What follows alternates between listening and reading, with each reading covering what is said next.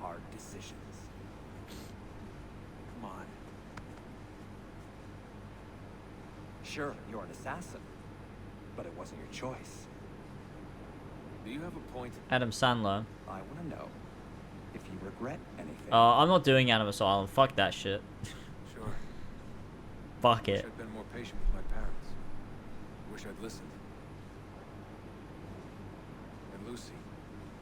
Maybe things could have been different if I'd... Not sure. Thank you. For what? For making sense. For making sense. Got him.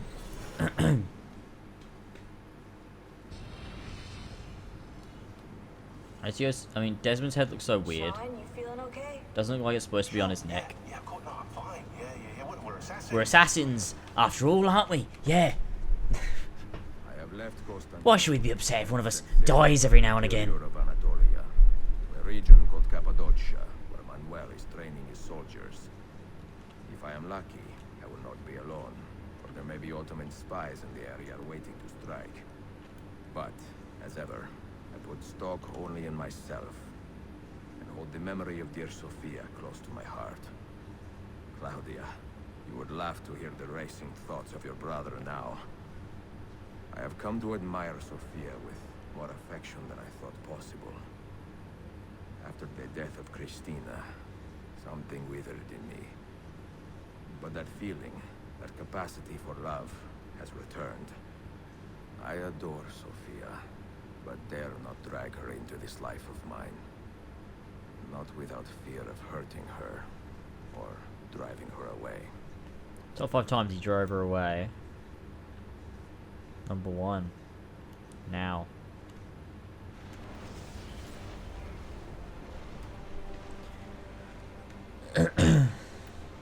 Nicolas Cage? Oh, he does a bit. Probably Nicolas Cage crossed with Adam Sandler. Yeah, I can see it.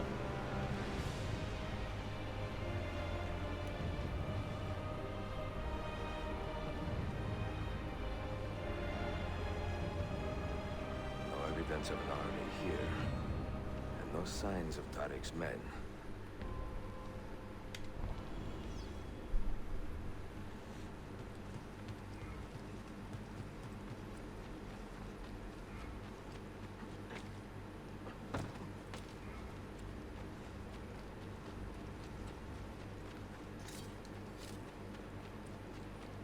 Yakuza. I don't play Yakuza at some point.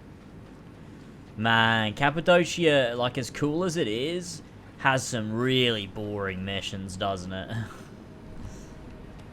Mate, honestly, I think a lot of these missions I find boring because I've played them 100 times. It might just be the fact that I've played them so many times and I play them the same way every time. I'm like, oh, here we go, another like fucking mission that I know exactly what to do in. It might just be that. I don't know. I think it's difficult for me to tell because I feel like I feel like in this entire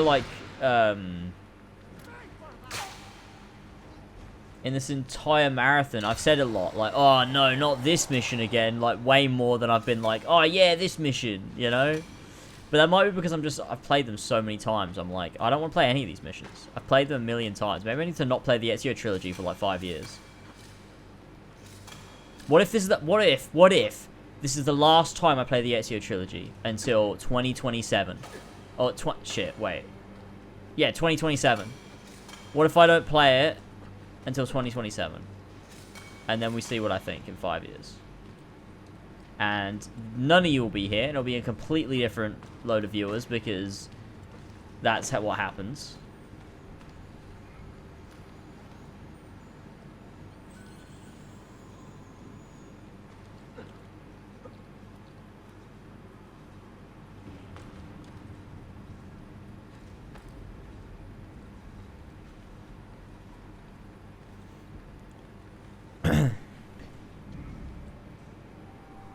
Cool.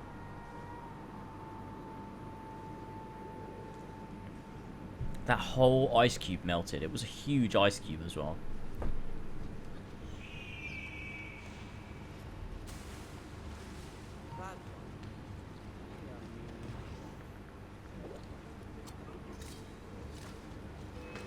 What's that drink? It's cider. It's the same drink I've been drinking the whole week. Henry Weston's Cloudy Vintage.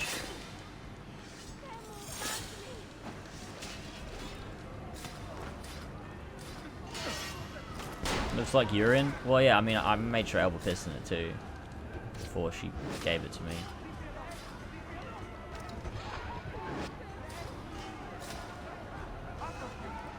James, do you eat ice cubes? No. Why do you? Sora does. Sora likes to chew on an ice cube and crunch it.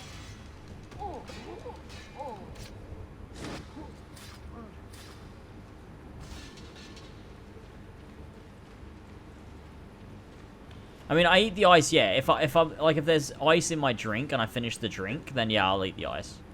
But usually, like, it's quite small by that point, and it's just like, you know, it melts pretty quick. Like, not like a huge, I don't like eat huge ice cubes.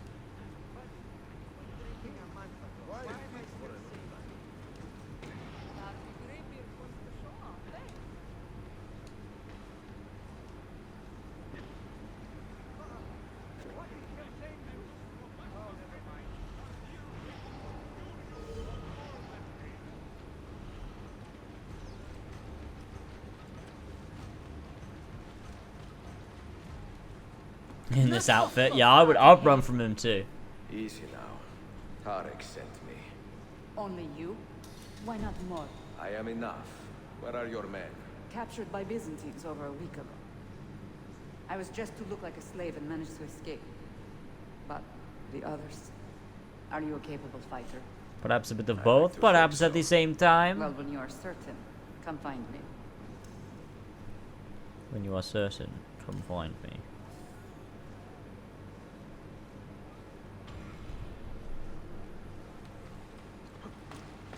Here we go.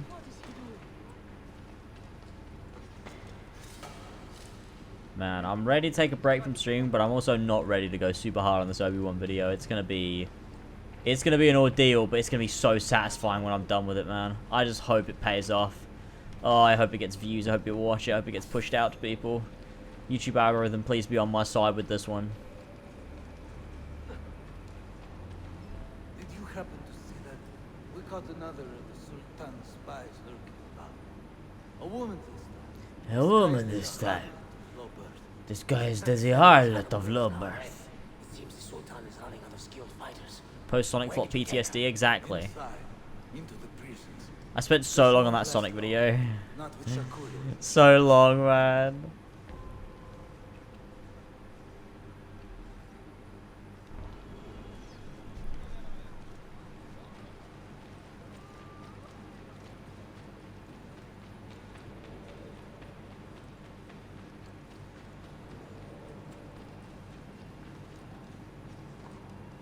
I mean, I'll always continue to do things that probably won't get views, or things like that I just want to do. Because, yeah, views has never really driven me, because I don't even know what gets views. Like, I don't understand. So, yeah, I'm just about doing whatever I want to do and hoping for the best. Sultan's battle with Selim commands most of their attention. What the hell is that smell? Apologies, Manuel. Some of these Ottoman prisoners are so fragile. Shakuro, try to moderate your anger.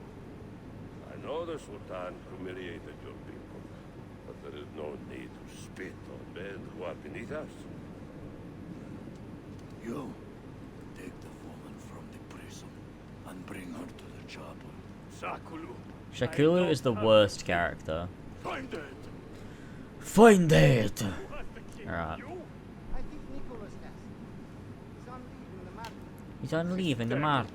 I'd like to run that man through with a spear. I'm not going to edit these into videos, but I will probably do a highlights reel and put on It's Last Boy. Like, Ezio Trilogy Marathon top clips or whatever. So, like, all of the clips we got, I'll just compile them.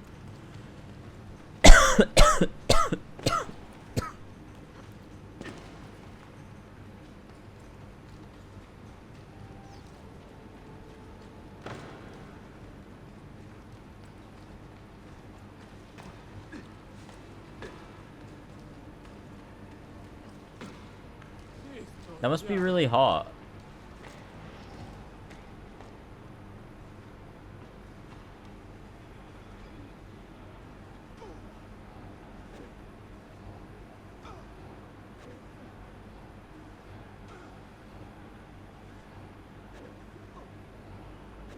Wait, which one's which?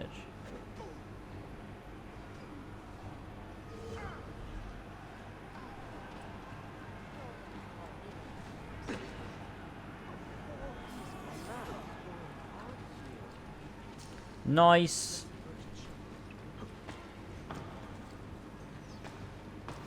But yeah, I'll make a clips compilation like I did for the AC1 speedrun stream. So it won't really like convey the whole story. It'll just be like the highlights, like the funniest bits, the stuff that people clipped. It'll be fun.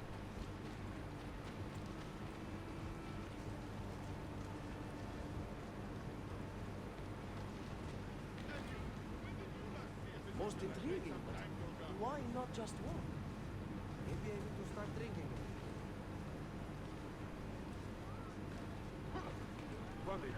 I know that. No, leave me alone.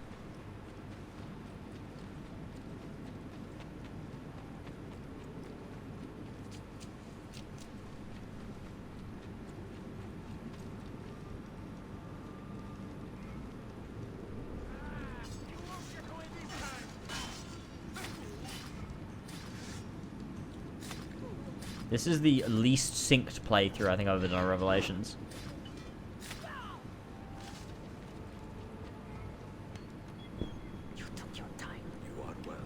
Hey, Hattie, what's up? Nice to hear it. Not everyone was taken prisoner. Poor men. Allah city kutsas.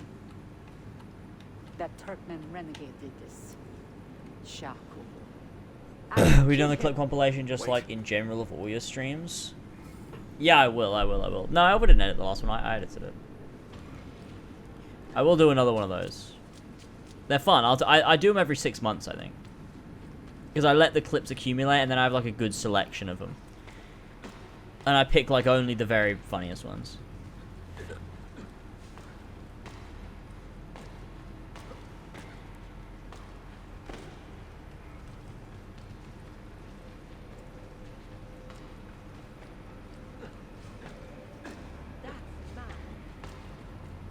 Because then I put them on the main channel and yeah, it's just good. Like, people liked the last one. It got, like, you know, it gets views. Like, people watched it and really enjoyed it. Like, yeah, they might have clicked for fucking Odyssey in the title, but... you reel them in with the Odyssey and you keep them with the funny clips. You do not cooperate very well.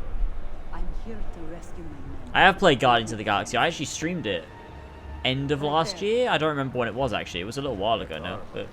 it was a decent game. It was a decent game. I can't really complain about it. It was, you know, it was some issues, but it was mostly pretty good. Does it really matter if someone comes to you and says, "Yo, James, been a fan since 1998, love your vids," compared to someone who discovered your channel 2 years ago? No, not really. It's cool to see people that have been around for a long time. It's like, oh, that's cool. Like you've been around for a long time and you're still around. Like that's kind of cool. It's kind of nice to know that people like haven't abandoned me, but.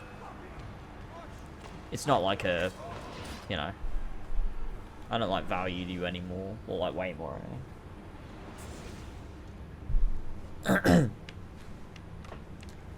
Because like, yeah, if someone like discovered my channel just this year, I'm like, oh, thanks for, you know, being here. I like that. That's nice.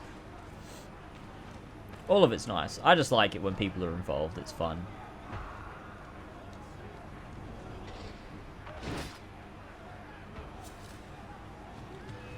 Oh, for God's sake. I think this is broken in the collection, too, because it's supposed to be built so that you can't fuck it up. We should do a Fall Guys stream. That'd be good. My end goal in life? I don't have one. It's setting yourself up with an end goal in life. Trying to set yourself an end goal for life is setting yourself up for failure, really.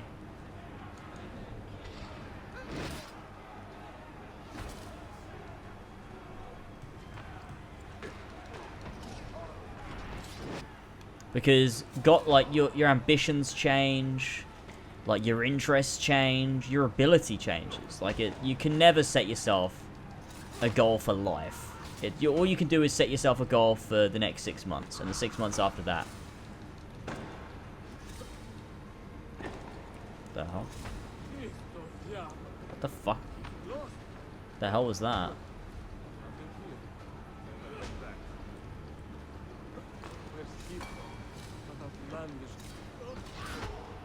Nailed it. Main goal is to die? Same. Same, actually. That's such a good point. Oh, those light shafts, dude. This game is suck. I stopped lurking with the Ezio Collection 100% series. Holy shit. That was a while ago now, wasn't it? 3 years ago? 2019, right?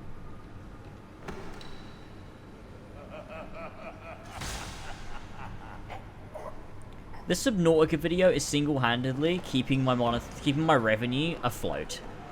It's actually kind of crazy. It's on 150,000 views. That's pretty sick.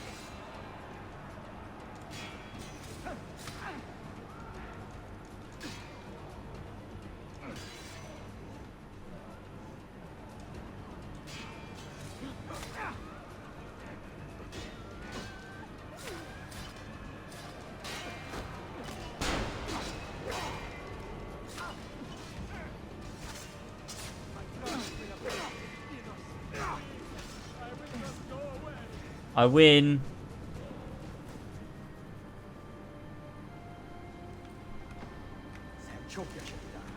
Can you walk? The rifles you brought, they should be destroyed. Most of them don't actually work. But the gunpowder is real. We could not fake that. Bene. Keep out of sight until you hear the explosions. Then you run. Explosions? I wouldn't say... I mean, YouTube is my job, but...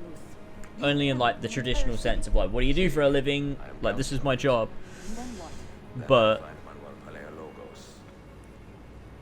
It's something that I have a lot of passion for, that I'm lucky enough that I make enough money from doing, that I can do only it, you know? I can dedicate a lot of time to it. I don't have to work a job. I make enough money by creating videos that I can spend more time doing that, because I like doing it so much. So I don't really think of it as a job, really. I do to an extent. Like, I know that, you know, to an extent I have to pay bills, and obviously, like, I could just quit YouTube and go and get a normal job, but that would kind of be silly, wouldn't it? You know what I mean? Like, I want to keep doing this. I don't want to stop. And if I got a normal job, I wouldn't have time for this at all. Or if I'd, like, I would not barely make any videos. I'd be like what George does, where, like, he still likes making content, but it's so few and far between, and I don't really ever want to be like that. Obviously, if it ever came to it and I couldn't support myself monetarily, obviously I would just go get a job, and that'd be a shame, but... So it's like half run it like a business, I half don't. I don't want to ever go too businessy on it, I guess, but then I also, like, want it to keep being successful, so you have to, like, consider both, I suppose. You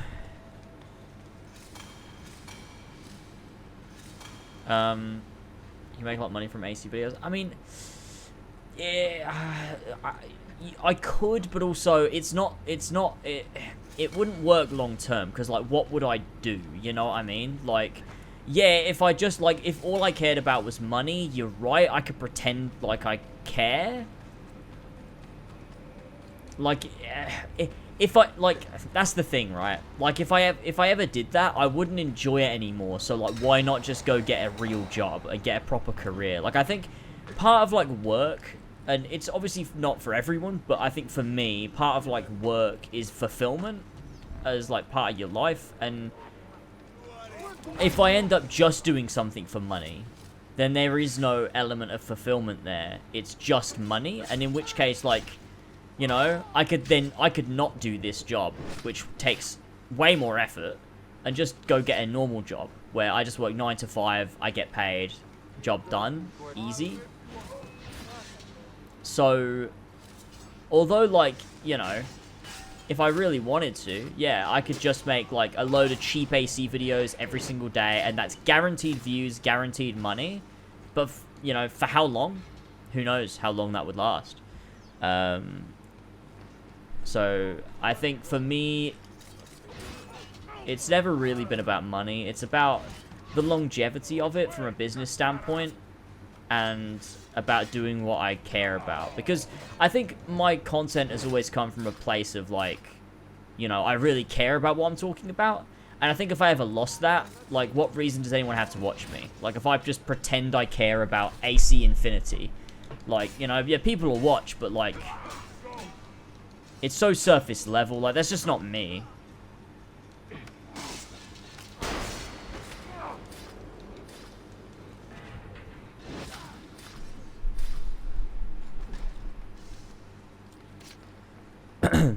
I think no matter what happens, I don't think I would ever resort to just doing it for money. I think if I ever was in a mindset of I just want money, I just would stop making videos. Because what's the point? I could work a normal job. Why make videos and put all that effort in just for the money? I do it because I love it. And thankfully I make enough money that I don't have to work a job. I can do this, which is the large upside to it. So, and I'm not like out here trying to make millions. I'm not trying to make loads of money. I'm just trying to make enough that I can live comfortably. And that's really it. So it's like, yeah, I can make loads and loads and loads and loads and loads of money if I uploaded way more frequently, put myself like under like way more stress, talked about stuff that I didn't really care about. I could do all of that and make loads of money, but I don't care enough. It's about the friends you made along the way, exactly. I should have, yeah, I'll invest in NFTs. We are Byzantines. Orion, stand fast. Do not let anyone break your... Stop that man! Shut him down! He looks kind of cool there. It was like the Brutus armor, but black. It was really like darkened. That was quite cool. I liked that.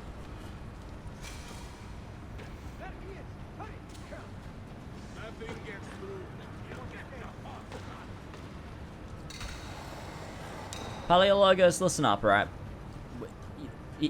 Come back here, fatty, you fat fucking pig.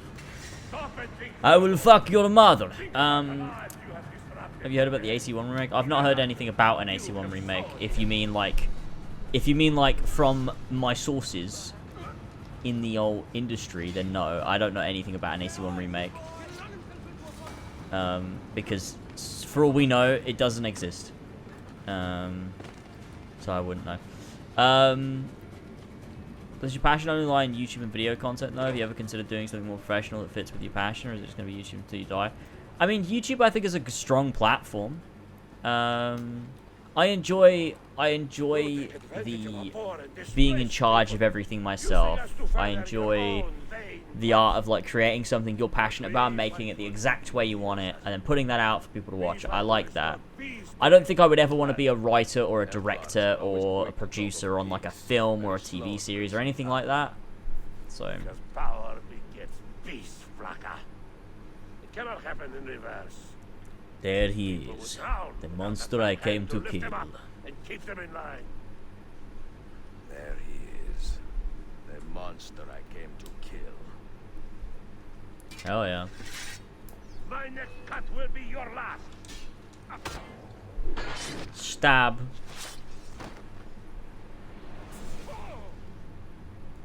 I should have been Constantine's successor. He had so many plans. Your dream dies with you, Manuel. Your empire is gone. Huh? But yeah, I think I'm quite like, I don't think I have big goals or dreams. Like, I don't want to make a movie. I don't want to, you know, do anything like that.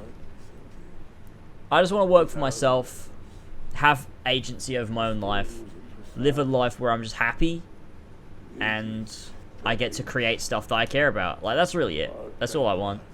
And I have it. I'm fine where I am. Enough prattling. I am here for the Masya. I'm just like happy and content where I am. Take it. I'll just see where it takes me. See if you get within 100 leagues of that library before one of us finishes you off.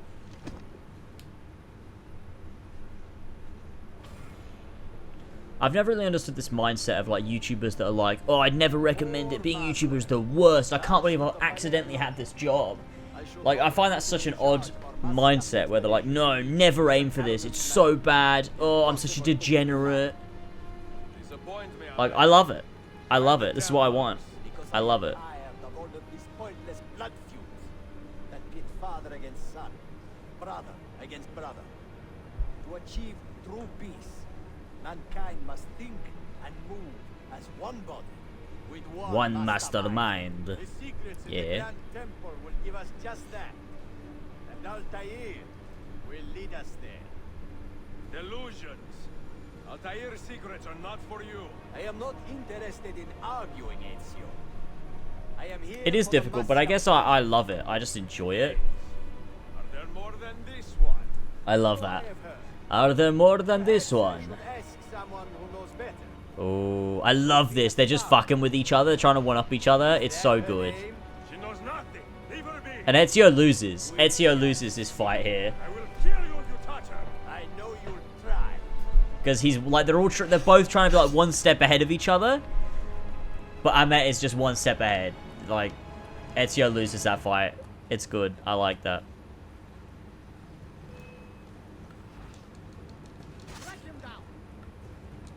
What the hell?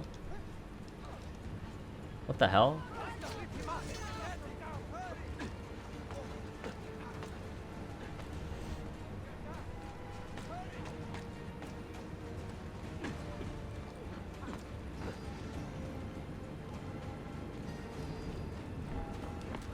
I personally just want to write scripts of works that challenge the audience and make people think for themselves. I just want to do something I love. Yeah, I think everybody does, and I think only some people can do it, and it just depends on how much you want it. Because so many people want the same thing, and it's like you really have to work for it if you want it.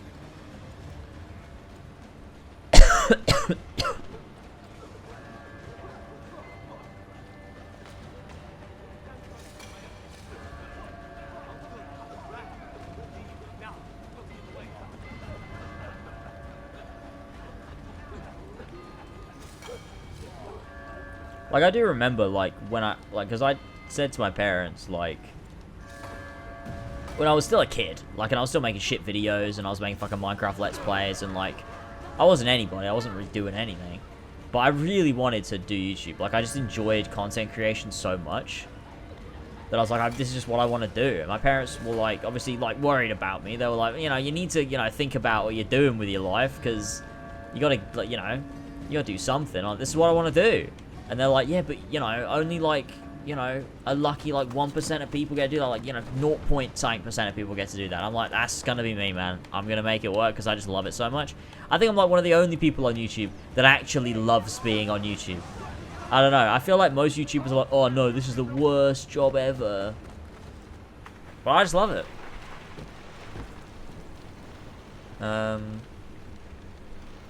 And I always, like, as a kid, I was always like, no, I'm going to make this work. I'm going to make this happen. I want it so badly. Because it was just, like, the perfect thing for me. I don't know. I can never be employed. I don't really like working as a team. I like working for myself. I like having my own time. And when I want to work towards something, I work so hard for it, too. Like, it's, you know, I put myself under ridiculous amounts of stress sometimes. But, you know. And I don't need to be the best. I don't need to be at the top. I just need to be doing the thing that I love to do. Look at that guy in the background. He's staring. He's like, what the fuck is Niccolo Polo doing here? Where will you go next? Back to Constantinople for a time. We will establish a guild there before returning to Venezia. They're going to return to Venice and make the worst section of AC2. A history YouTuber? That'd be cool. I'm interested to see Ethan's history channel. The trailer comes out in a couple of days. Is it tomorrow? It comes out tomorrow, right? Ethan's channel trailer. The trailer, yeah, for Ethan's history channel. If you didn't know, Ethan's making a history channel. It's called Decades. It's cool. I've seen some bits from it. I've seen the trailer. The trailer's really good. But it comes out publicly tomorrow. Which is cool. I'm really excited for it. Maybe just the negative gains from YouTube is much more louder than the positive ones. People really focus on what's so difficult and stressful about the job. Yeah, maybe. Like, it is a lot of work. Like, I do think about it sometimes, and I'm like, it is kind of weird. Like, I'm working so much now in the hopes that I won't necessarily have to in, like, 5-10 years. Like, when I'm married, when I have kids, like, I don't want to be working like I do now, where I'm, like, almost every waking minute I'm working on something, because, like, I have to, I guess. It's like I want to grow that so that I don't have to work so hard in, you know, 5 to 10 years. So that, you know, I guess that's what I'm working towards, and I can see, like, the longevity of it now, whereas before I was just working in the moment, like, all the way up until about 2018, I think. I was really just working in the moment. I was like, I'm gonna, you know, make as much money as I can right now, making AC videos, that's all I care about. But there really is no longevity in that. So I guess now it's just focusing on that element of it, I suppose. Give me a moment.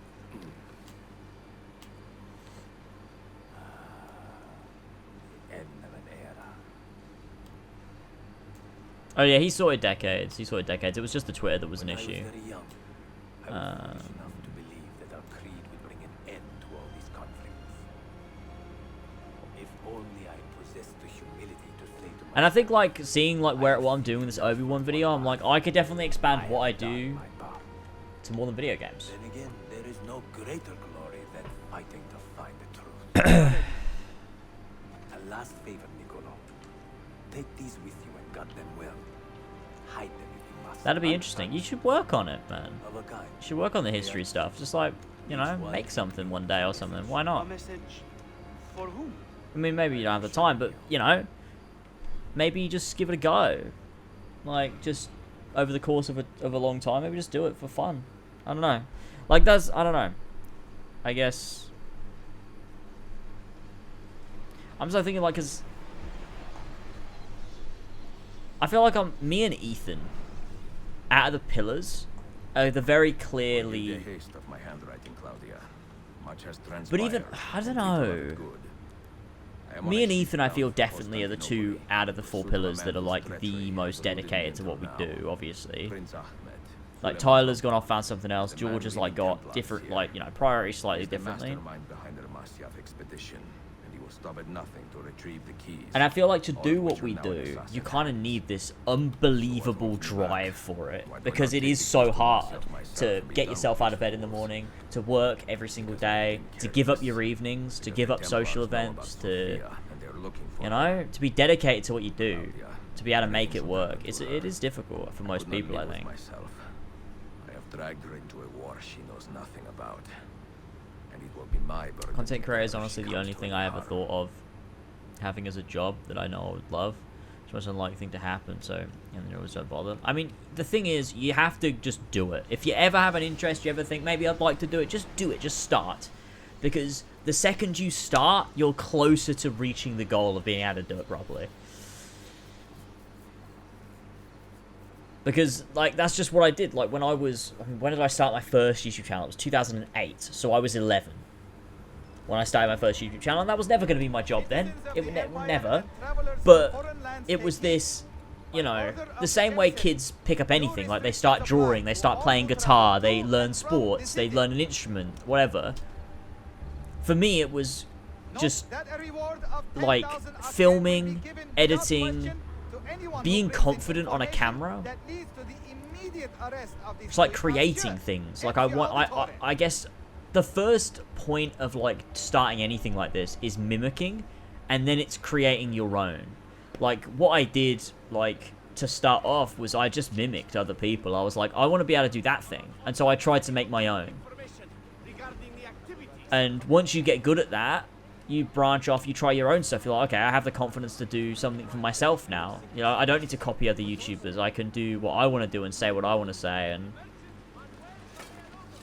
I don't know, you've sort of figured it out.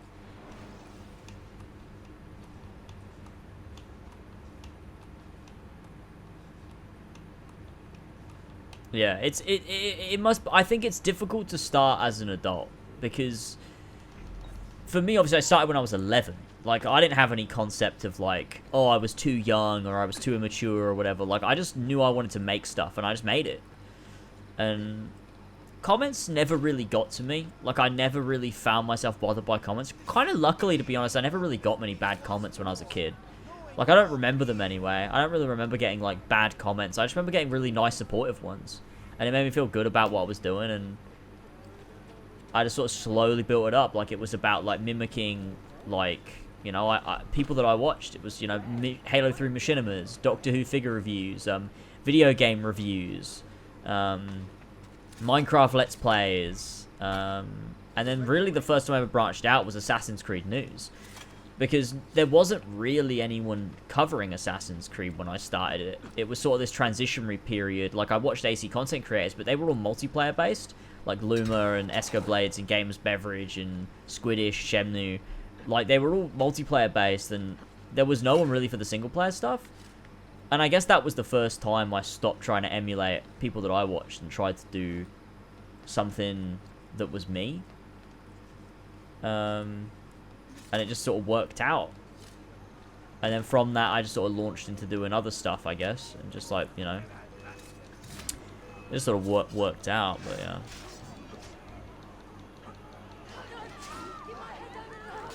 But yeah, I think anyone that's ever been interested in content creation or anything at all that you would think you would love to do as a career, just start right now. It can't hurt to just start. Just try it. Learn the skills. Like, a lot of it is difficult. Like, being a content creator, it depends what content creator you obviously want to be. But for what I do, like, there's a lot of elements to it that is it takes a long time to learn. Like, being able to be confident on camera, like, being able to just talk and like, think of what to say on the fly, being able to, like, you know, I like to think I'm entertaining. Trying to be entertaining, you know, is an element to it as well that's quite difficult to do. You don't really do that from the offset. I don't think it's a natural thing. You just figure out, like, you know, what's just generally, like, kind of fun. What do people want to sit around and listen to? And, like, you know, I think podcasting helped me on that front. And, you know, script writing is a thing that I learned to do better and better and better. Video editing is obviously, you know, at the forefront of no matter what you do, your video editing. So it's all about starting. And once you start, if you love it, you just don't stop. Yeah, it's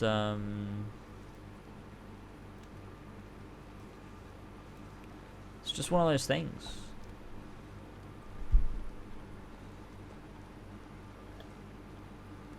I had porn on my channel. Someone uploaded. I had an old channel in 2011 or 2010. One of my mates from school hacked me and uploaded porn to it. Which was rough at the time. I cried, but you know, got me banned. I cried because I was 13. It's the beginning of 2010 actually, so I was 11 or 12. Sorry.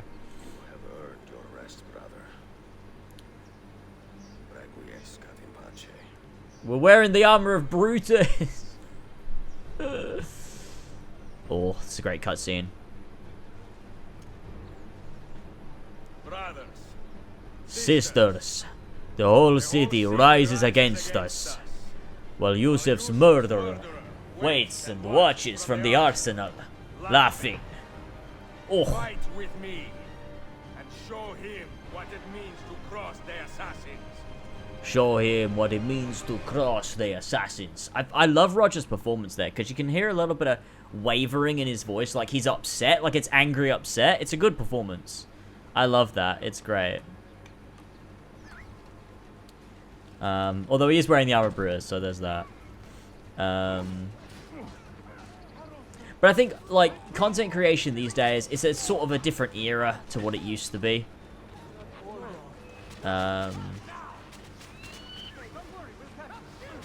Like, it's so oversaturated that it must be difficult to get started, and you have to be on the ball, you have to be on top of things.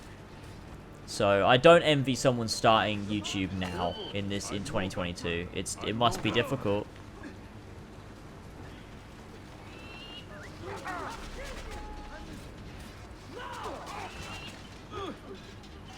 Ow.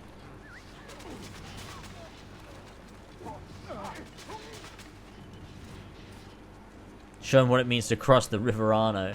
Show him what it means to drift off into the Arno.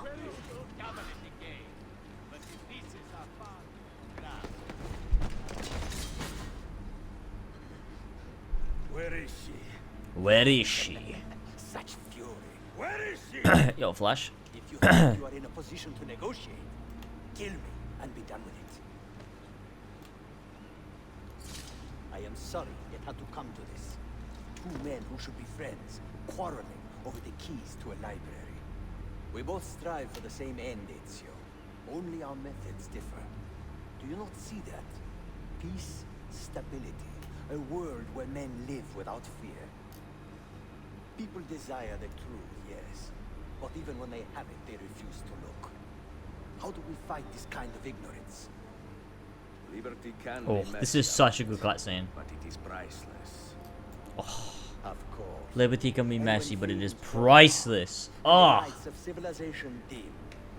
Ezio Auditore can stand above the darkness and say proudly, I stayed true to my creed. I love it. I love it. He doesn't say anything. He doesn't say anything. It's so perfect, man. Look shit in this outfit, though. The power that is hidden there. I will destroy the superstitions that keep men divided. Not in this life, Ahmed. Bring the seals to Galata Tower when you are ready. Do I just tag you in? Okay. And Sophia will be spared. My brother's army will be here soon, Ezio. After that, everything changes. That's fucking funny. How long have you Let me show you Long this. enough. I had Ahmed as soon as he... Wait. Look at this tweet. This is fucking funny.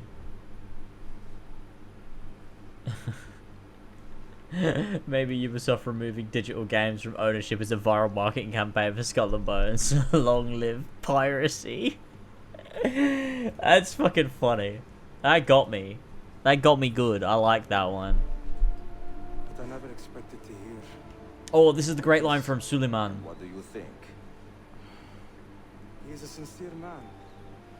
But this Templar fantasy of his is dangerous. It flies in the face of reality. The world is a tapestry of many colors and patterns. A just leader would celebrate this, not seek to unravel it. Ah. He fears the disorder that comes from difference.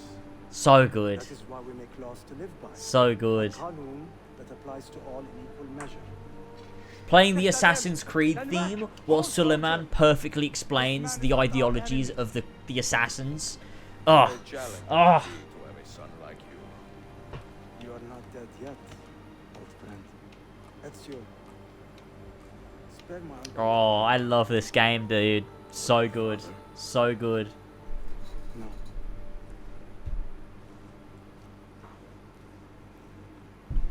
I agree with you, Jamie. I think the Assassin's Creed theme is better than Ezio's Family, mainly because Ezio's Family is overused to fuck. Like it doesn't hit me nearly as hard as this does, because this one was finite and was never overdone. It's beautiful. It's a beautiful piece of music, and it's used at just the right moments. And there's so many variations on it too that I think like it just hits quite hard. Because they use it in a bunch of different ways, and I think it's good. The one time I will say Ezio's Family is impeccably used is the end of Revelations in Altair's library, when he's like, Requiescat in pace Altair, and it plays the 4 notes of Ezio's Family woven into the Assassin's Creed theme. It's beautiful. It's beautiful. I should make a retrospective, you're right.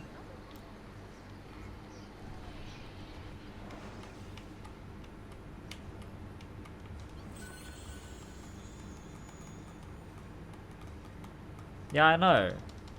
I know it makes sense. I didn't say it didn't. What are you talking about?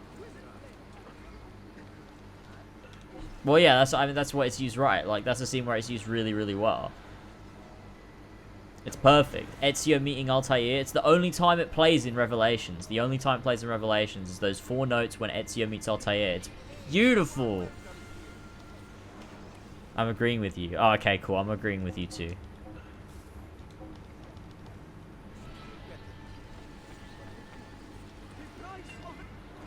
Let's buy ourselves some armor so we can just have maxed armor. Oh shit, I didn't have enough money. Oh damn. Oh well.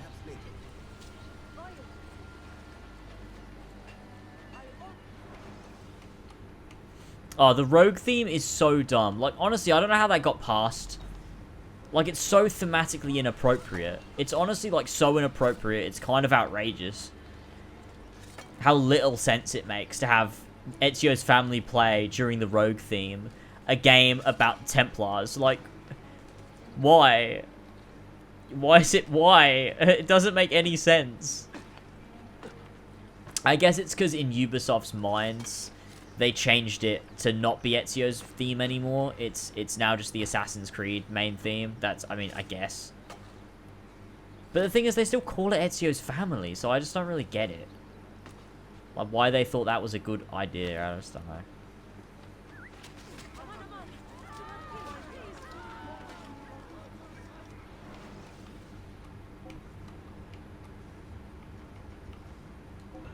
Yeah, I guess it is like the, yeah, the Hedwig's theme is Harry Potter theme, yeah. Oh, the Origins, that can we just watch, actually, can we just watch that scene from Origins? Because it's actually funny. It's really bad. Wait, where is it? Origins, beach scene. It's really bad. I watched it the other day and I was like, fuck, it's not even like good. I used to think it was really good. It's just, and it's not. We could never have been. The dialogue's so goofy. You are right. Something bigger has called us. But our love lives in the duat. Our love lives in the duat. Only now we are letting go. Let the gods decide. The gods are dead. I love that Bayek is still so invested in the gods that he's like, no, our marriage needs to be decided by the gods. And in this same scene, he goes, ah, you're right. A new creed. Yeah, the audio's fucked. I don't know why. It's this scene. It's bad. We must sacrifice our personal lives for the greater good. All this darkness was for a reason. All this darkness was for a reason. To be so reckless in public without killing. We must work in the shadows. She says out loud, we must work in the shadows. It's so bad. Greece also. Why Greece? What did they do? And Rome. Egypt has fallen? What does that mean? All will fall to the creed, yet no one will know. All will fall to the creed, yet no one will know. It's such clunky dialogue. What the fuck? All will fall to the creed, yet no one will know. Who wrote this? We assassinate only those who deserve it. A few sick souls. They're just like openly discussing like their creed, like in such an obtuse way. Who try to control us, but they will never know who we are. Cold, calculated, poets of the kill. It's so cringe. I am fine with this. I am fine with this. I am not a father anymore. I am not a husband. He's just like, he came around. He goes from, let the gods decide to, I am fine with this. I'm no longer a father, a husband, or a Magi. What? I am a hidden one. Oh, I guess that's the name then. I guess that's, yeah. We are the hidden ones. Yes, we are the hidden ones. Alright, Aya. We sharpen our blades. Pull what hope is left from this foul earth.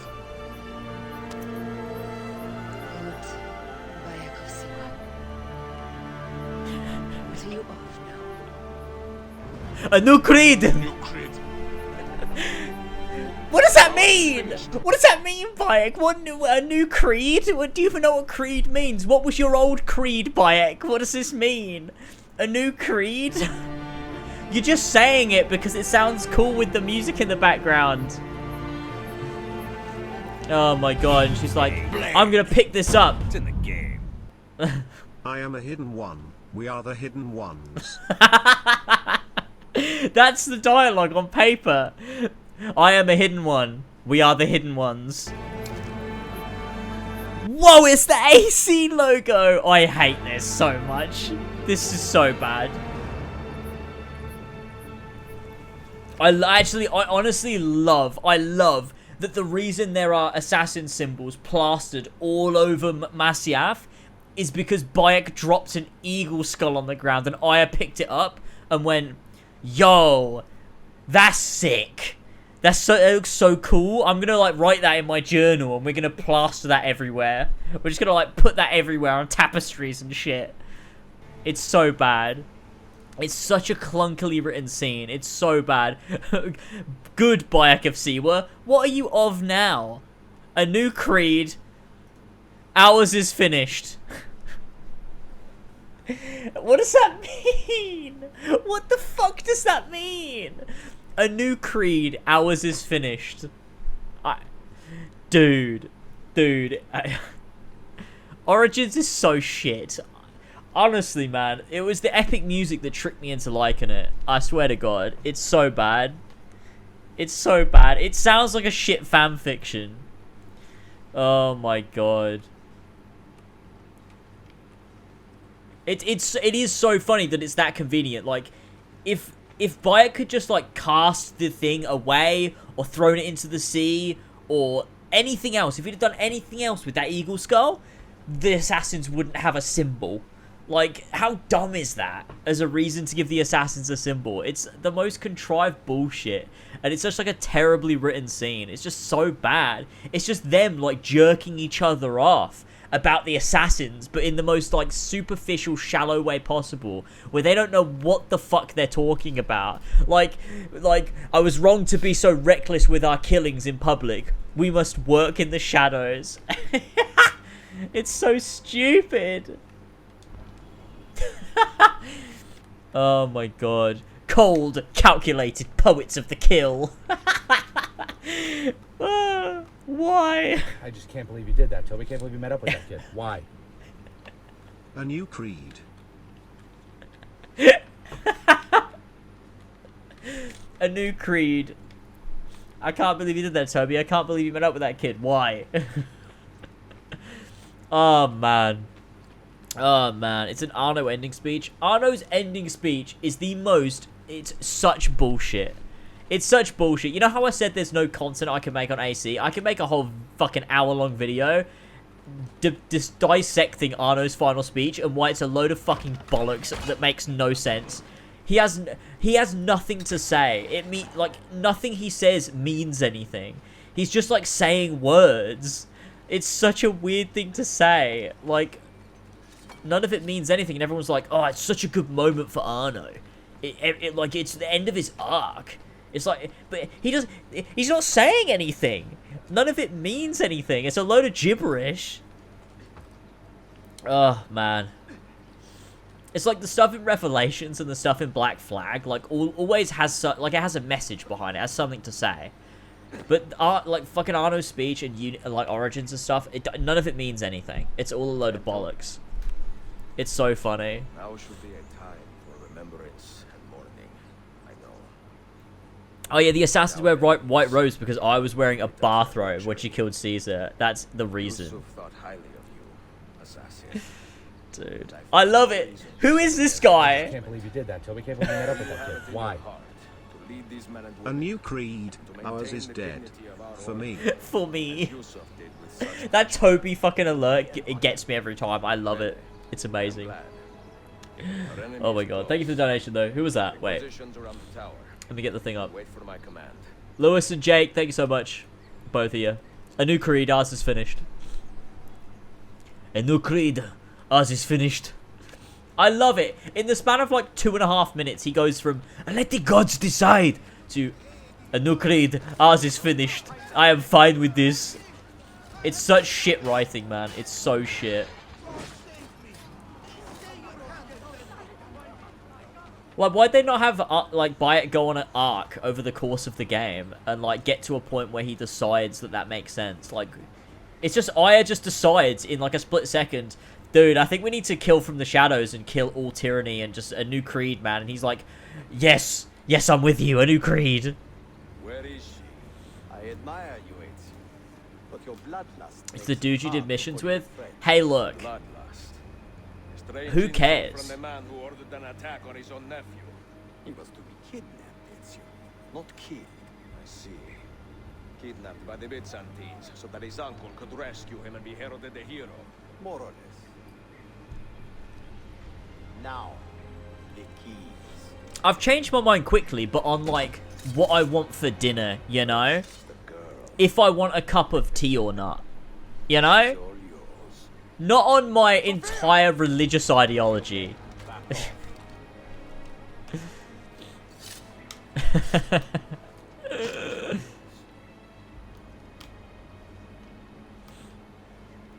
Bike was something for Eye, you're right. I think you're right.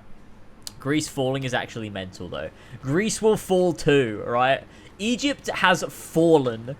They haven't saved Egypt. They haven't, like, helped the people of Egypt. They haven't freed Egypt. Egypt has fallen. What the fuck does that mean? Greece and Rome will also fall as well. They're just anarchists. They're terrorists. They want these countries to fall. They want to plunge them into ruin and chaos. Oh, I love it. Let's watch your original reaction. Oh, okay. Yeah, alright. Let's watch the original reaction. Oh, no. Lasers Origins. Alright. Let's watch my reaction, see what I had to say about it, shall we? I think I freaked out. I think, oh god. Thankfully there's no webcam on these, so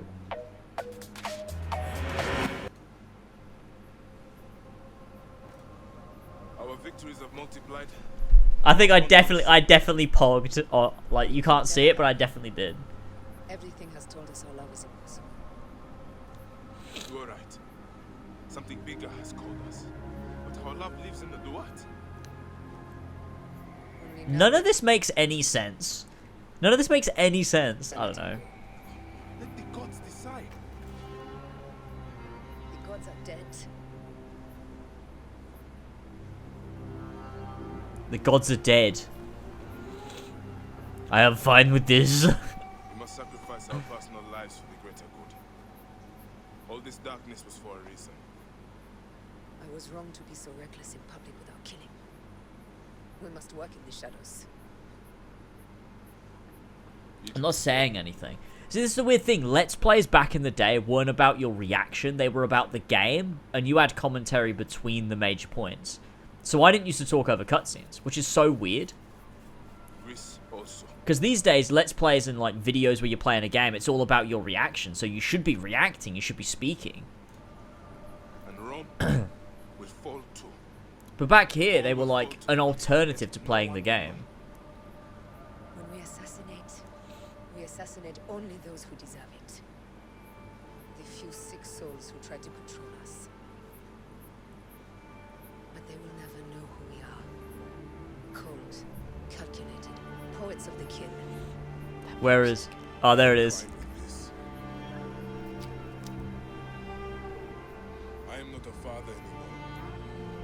I am not a husband. I am not a Magi. I am a hidden one. Oh. Yes. We are the hidden. This is so cool. This is such good writing. Sharpen our blades. Pull what hope is left from this foul earth.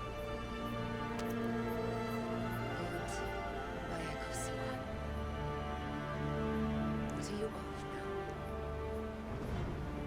A new creed. Oh my god. Ours is finished.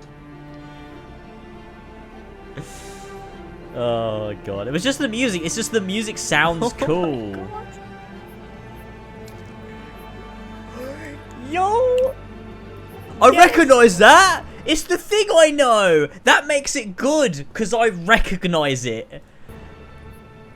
Oh god. Oh my god, oh my god. Now you see, this is a bit like this, you know, I mean this is a bit too big brain for you, but the reason this scene is good, let me just explain to you why this scene is good.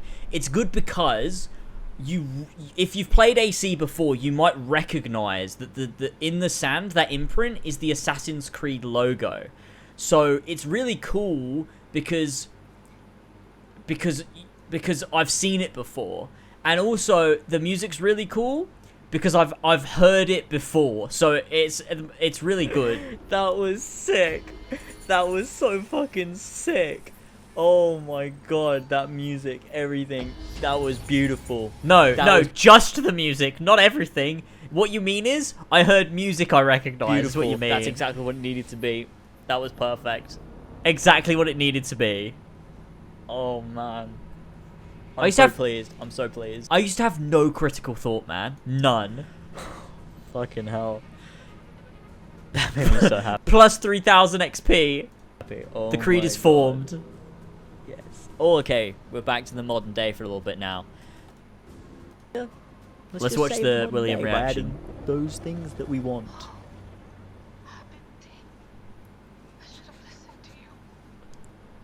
Oh no. Those don't need to be your last. Oh! Does the name William Miles ring a bell?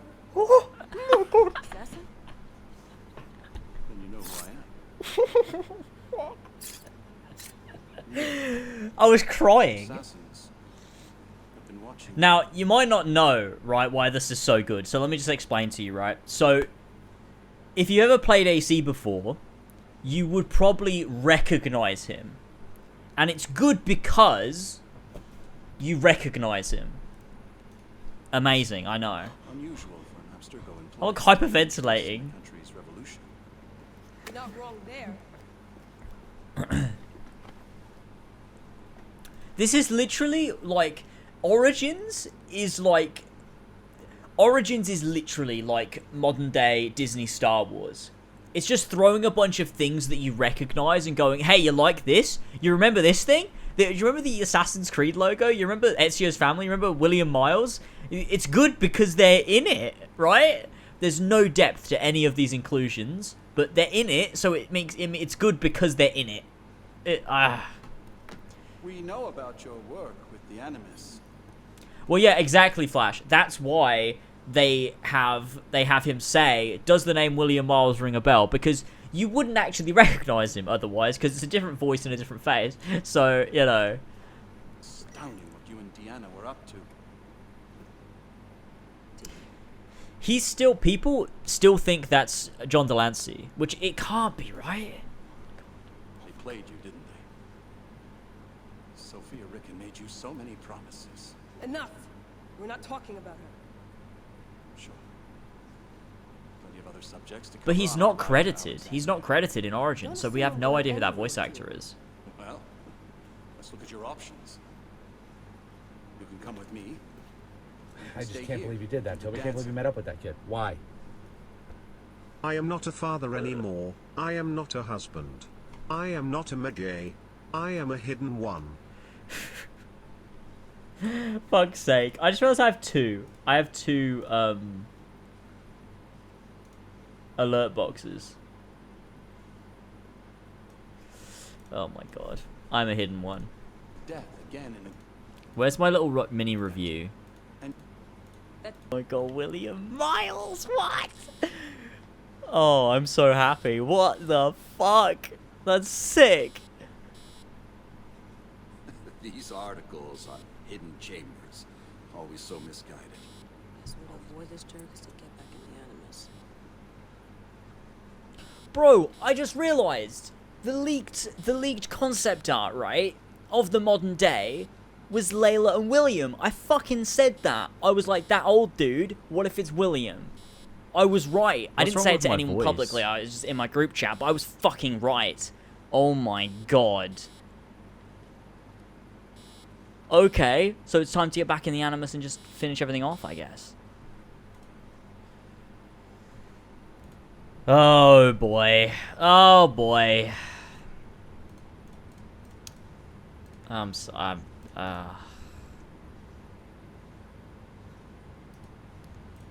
Origins is so bad. Like, I think we all need to admit to ourselves right now, Origins is really bad. It is carried not even by Bayek, it's carried by Abu Bakr Salim. And the fact that he managed to lift that god-awful script to mid. He managed to make a script that was so terrible, just sort of mid. because he's a really good actor. But, like, God, Origins is terrible.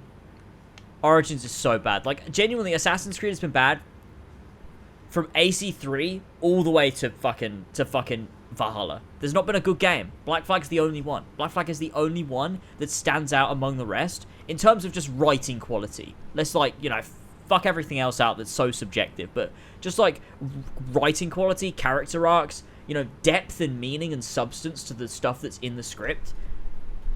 AC Ones and Revelations and Black Flag are the only ones that are, like, good. Every other AC game is fucking abysmal in terms of that. It's so surface level, it's so shallow, it has nothing to say. It's just used, sometimes they just use big words and expect the audience to go, oh, epic. Man.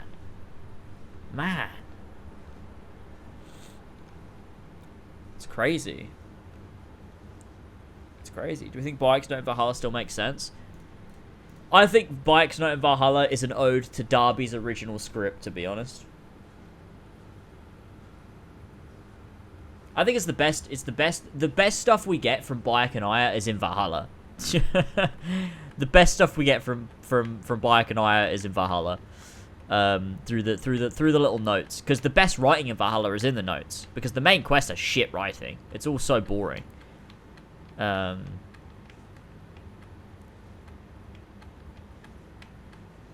yeah, no. It's wild. We gotta get up to get Sophia back. Bayek's letter. But I still think Bayek's letter is well written. Like, I don't think it's badly written. So I think my reaction still holds true as, like, oh, it's cool to see Bayek back. And, like... The thing is, though, Bayek's, like... You know, I hate to say this, but Bayek's not even a well-written character. That's why we wanted a sequel with him, you know? Because we wanted to see him written well. Because you can do... There are games out there where there's just, like... I don't need a sequel. Like, you play, like, Red Dead Redemption and Red Dead Redemption 2. I know, you know, those main characters die, but, you know, I never felt like I needed a sequel with those characters, right? Because they're so well written and so well realized. Whereas... Bayek is like... I think the reason we all wanted a sequel with him so much is because we wanted to see him do something of substance. Because we never got it in Valhalla. I mean, in Origins.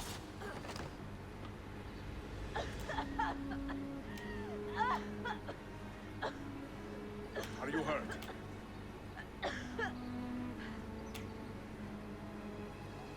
Not hurt, but very confused. Did not mean to drag you into this. I'm sorry. You're not responsible for the actions of other men. All this will be over soon. But I need to Because when you look at a character like Edward, for example, he doesn't need a sequel. Like, Edward doesn't need a sequel. It'd be cool to see Edward again. I think there's a story you probably could tell. But I think, like, his story, his arc is wrapped up so nicely in one game that you don't need an Edward sequel. You really don't. So... It shows that you don't always need a sequel for these characters. They can do one game and they're good. I think the reason why we want sequels for characters most of the time in games, in these AC games, is because the game is bad. And we want to see the character again because we want to see them be good. I don't know. Well, you have come to see me off.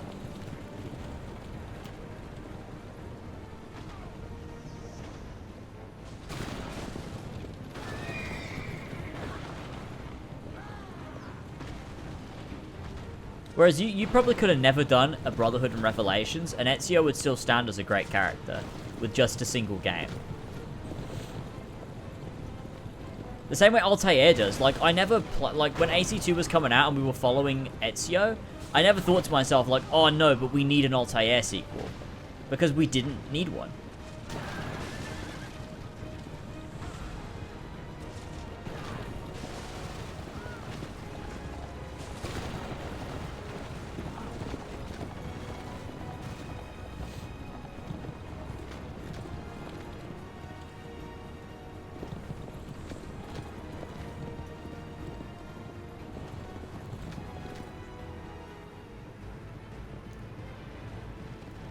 Only, to be fair, only the best pieces of media do that, really. Well, like, it's one and done. Like, those are always the best, right? Like, the best movies, the best games are always those ones where they introduce a character, they tell a story, and then they close it, and it's done. And you never need a sequel, you never need a follow-up, you never need a prequel. It's just, that's it, and it's done. And like I said this before, but it's so weird that every AC game is an origin story and nothing more. Whereas what I like about Black Flag is that it's an origin story to Edward becoming an assassin, but it's not an origin story to when he becomes, like, it's like a climactic point in his life that the conclusion to is him becoming an assassin. And that's where his arc ends, and it makes so much sense for the story to just end there. Whereas with these characters like Arno, it feels like becoming an assassin is the start of the story, and we need something more. Whereas with Edward, it feels like him becoming an assassin is actually the end of his story. Like, that's the point where it's like, yeah, it's nice to know what happened to him afterwards, which we do find out. You know, he became a mentor, went back to London, raised his kids. You know, we know about Hatham. Sophia, you must be careful. But I like that his story is just like, you know, told in one game and finished. And the ending of his story is him becoming an assassin, and it's perfect. It works perfectly for his story. Whereas these other characters, it doesn't. They just feel like these open origin stories.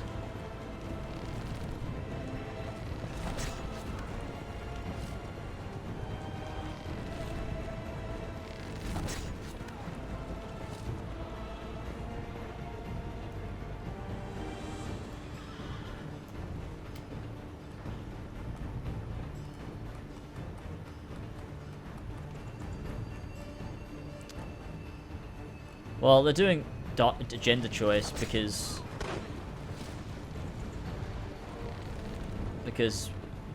it's a, you know, it's popular. Choose between male or female character. Don't need preset character. It's epic RPG. Switch, you know, lore doesn't matter. None of that stuff matters to Ubisoft. It hasn't mattered for a long time, longer than you think. Like, it's not, Odyssey is not the first time. It's been a long time that lore and continuity and none of that's mad. It's crazy. Like, I do see Assassin's Creed in a similar way to Star Wars in that it is the greatest untapped potential in media, almost. Like, Star Wars has so much potential, and for some reason it's hardly ever tapped into. They'd prefer to tell surface level stories. And Assassin's Creed, I think, is quite similar. They'd prefer to tell surface level stories than to do something with depth. And rarely do we get that. But I think it's worse for AC because it started as a franchise with great depth. Like, that was the whole point of AC1, was the depth to which they told the story, and it had meaning, and you could infer things from it. Whereas, like, with Star Wars, you get Clone Wars, the original trilogy, and that's it. Everything else sucks. There's no depth to anything else. And with AC, it's like the first 4 games in Black Flag, and that's it. Everything else is no depth. Everything else is just so surface level, and it leaves you wanting, because you're used to getting a certain amount of depth to these stories. Ow.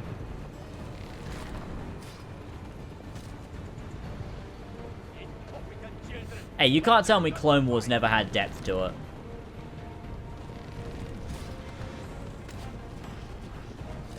Clone Wars had some great stories to tell, some great stuff to say.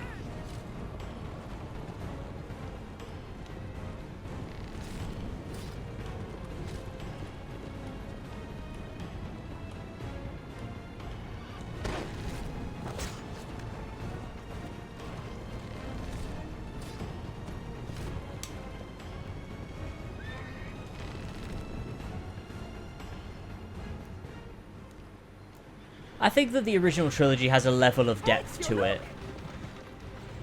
Because I think it serves its characters in a way that has enough depth that it makes it work. But I think Clone Wars is the time where it really tapped into that, but everything else isn't very good.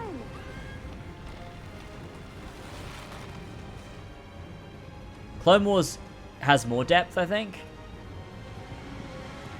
But the original trilogy has depth to it, definitely. It has something worth saying.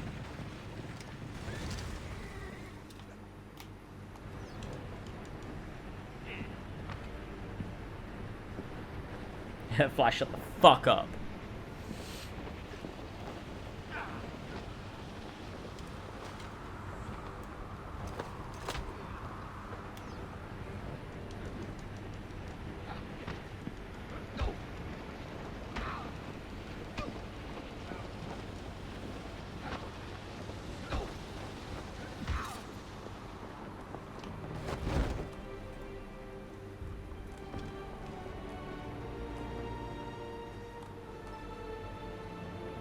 True, The Last Jedi does have depth. It's not executed entirely perfectly. It's quite clumsy, but it has depth. It is trying to say something.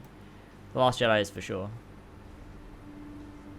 It's just quite clumsy in how it gets there, but it tried more than The Force Awakens and Rise of Skywalker by a lot.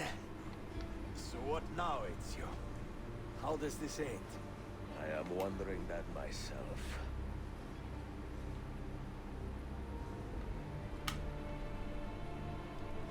This is a great scene. Oh!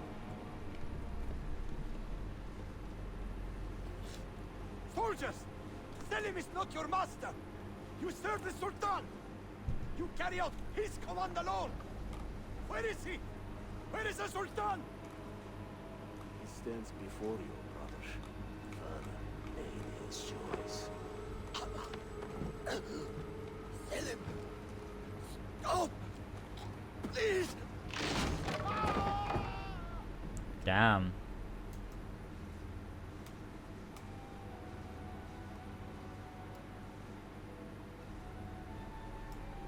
So, you are the assassin. Ezio Auditore. I am Selim, Suleiman's father. He speaks quite highly of you. He is a remarkable boy with a magnificent mind. I have to say, I don't know what Ezio was going for in this scene. I don't really know why he tries to attack Selim. Leave this place. Do not be them. What did I say in my retrospective? Because I was probably right. But I don't know why he does that. You did the right thing, Ezio. Why you doing that, Ezio? Where does one end and the next begin?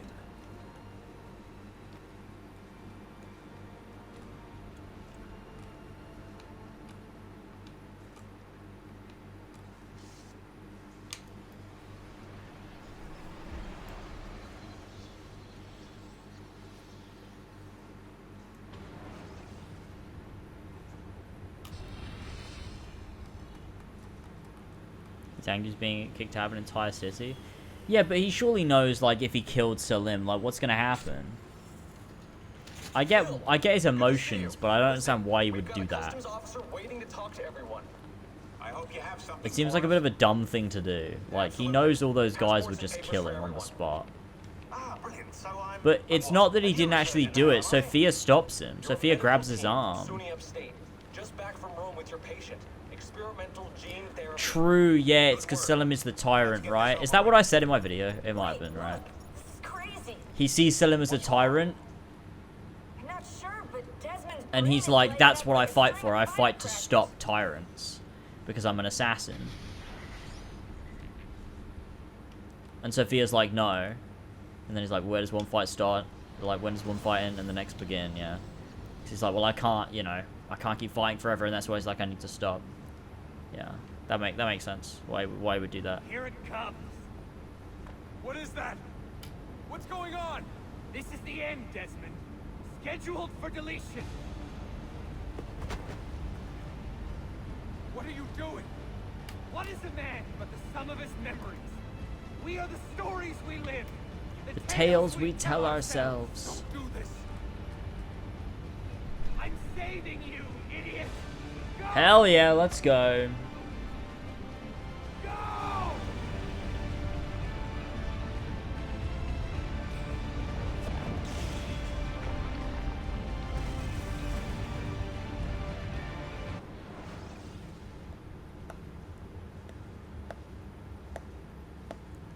These lines with a steady hand.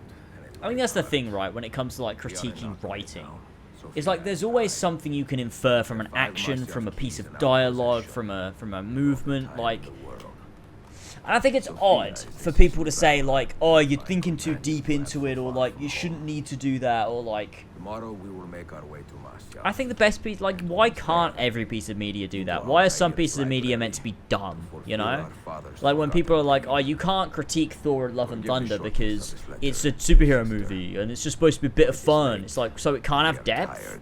Like, what do you mean it can't have depth? With luck. The next Like, words you hear you know, from it me can do both. It can be fun and have depth. Ragnarok did it. Ezio.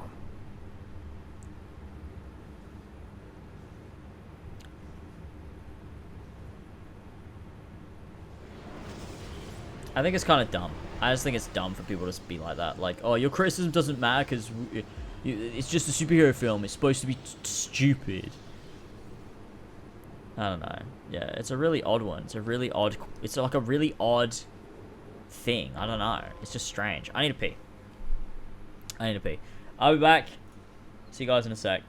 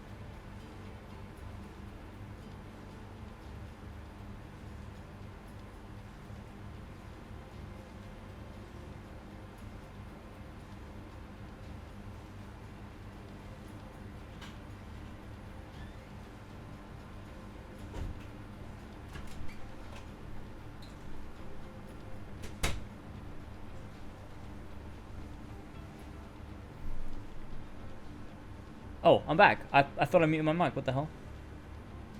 Hello. I'm back.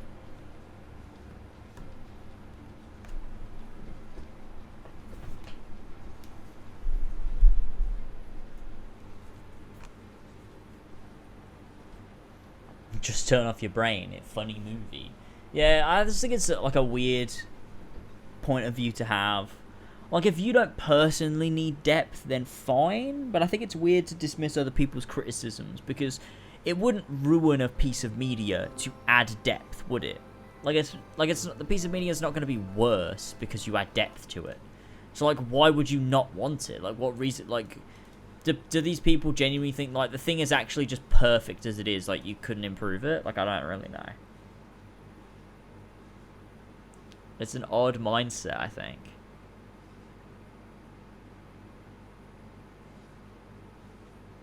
So I don't know, I just think the whole, like, conversation around, like, film and TV discourse is just so fucking weird these days. Like, me and Tyler have a conversation about it on As Always, and that comes out, should be Wednesday. But...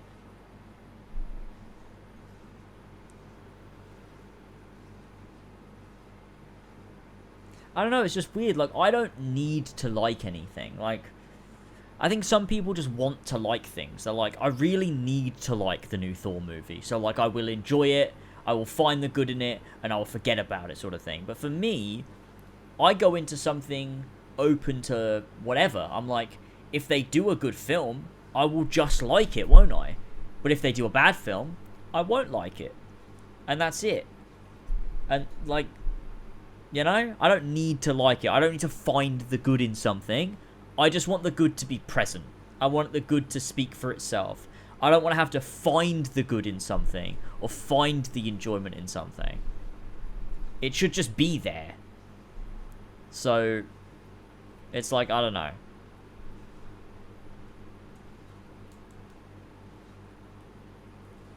But it's weird. I guess people can just enjoy mindless nothing.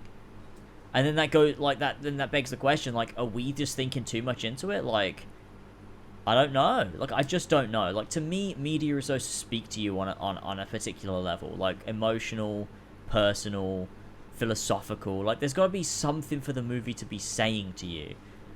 For it to just be mindless nothing isn't good enough. Like, what's the meaning behind the thing you've made? Like, if there's no meaning behind it, then why did you make it? I don't know. It's weird. It's weird. No, but I think like dumb movies you can just enjoy always had something to them. Like you look at the like a lot of rom-coms, you know, you look at them, they're well-made stories, they're well-told stories. They don't have to be Goodfellas, they don't have to be The Wolf of Wall Street, they don't have to be fucking, you know, these incredible films. But like they have a meaning to them, and they have like a character arc, and they have relationships, and there's something you can follow, and there's something to say. Like there's a meaning behind it. Like the comedy says something about the characters. Like like you look at Thor Ragnarok, and to me, the comedy, it works to inform character. It sets up plot payoffs. It integrates things into the story in a way that feels natural and organic. Like there's a lot going on in Thor Ragnarok that makes the movie have substance, it has depth, and it means something to you. And it's like from Thor Love and Thunder, all I've heard is that actually it has none of those things. And when they make a joke, like there's no point to it. There's no point to the joke. It doesn't add to character. It doesn't build character. It detracts from character. Like, I need to see this film. Honestly, I just need to see this film because I need to form an opinion on it. Because I don't understand how Taika can not make a good movie. Like, I just don't get it. Like, Ragnarok was so good.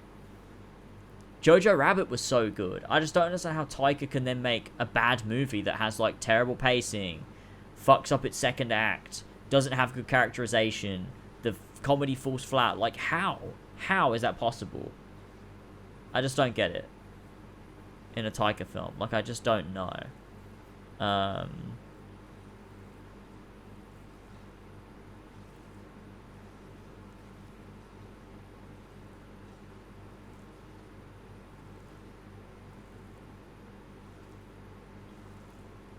You will hate it. It's dog shit.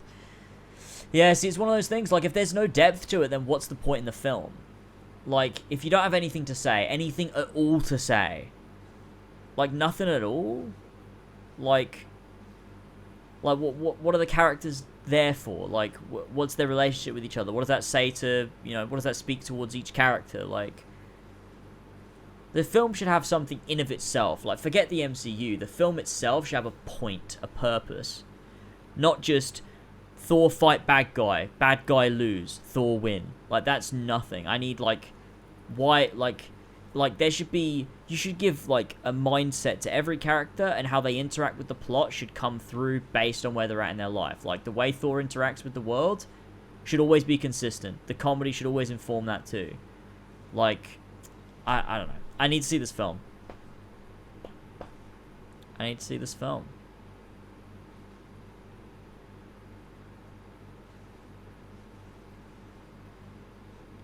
But, I think it's time to finish Assassin's Creed Revelations, ladies and gentlemen. I know where to go. I've been here before. Do you reckon before the stream's out, we could hit that sub goal of 150? What do you think? Do you reckon we could do it? Who knows? Anyone got any primes? Any primes, ladies and gentlemen? Because then we could hit it. He built us up and set us free. He saw the folly of keeping a castle like this. It had become a symbol of arrogance and a beacon for all our enemies. And the mandate for menacing hoods? Was that his idea as well? You mentioned a creed before. What is it? Thank you for subbing. Yeah, primes. Let's go. Yeah. Thank you, Django, for the prime. One more prime, and we hit the 150 goal, and I will of the nature of reality. To be say so that happy. nothing is true is to realize that the foundations of society are fragile, and that we must be the shepherds of our own civilization. To say that everything is This is permitted beautiful. is to understand Nijima! architects of our actions. You We hero. must live with Jake! Oh my god. whether glorious. You're both heroes. You're both heroes. Do you regret Gamer! Okay. as an assassin for so long? I do not remember making that decision. This life. It chose me. It chose me. Hell yeah. For 3 decades, I have served the memory of my father and my brothers, and fought for those who have suffered the pain of injustice. I do not regret those years, but it is time to live for myself and let them go. Let go of all of this. Don't let go.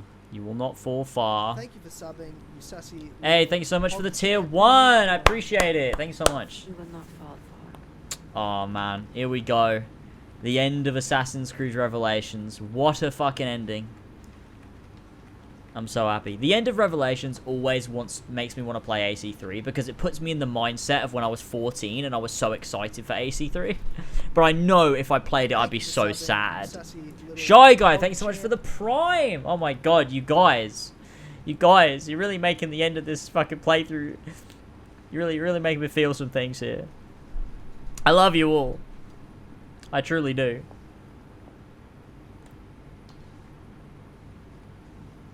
You will not fall into the End Arno. of the road.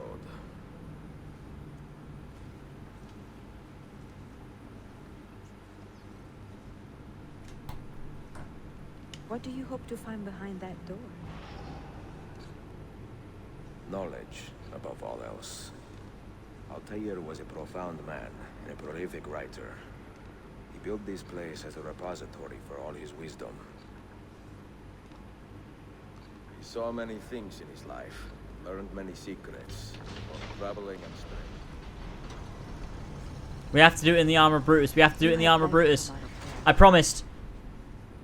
I plan to. Flash paid for it. Flash paid me money for it. He gave me 10 gifted subs. I can't do this to him.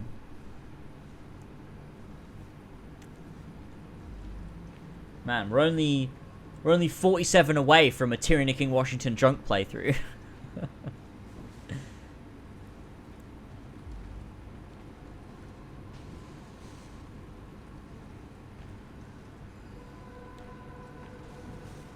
Look, let's be honest. The reason he paid for it is for this scene alone. This is awesome.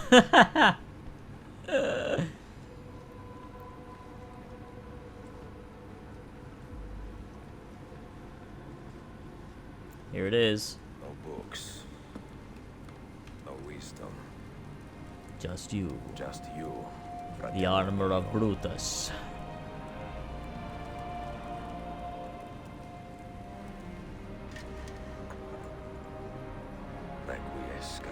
Pace Altair. Oh. It's so good. Except he's wearing the Armor of Brutus. And he looks like an idiot.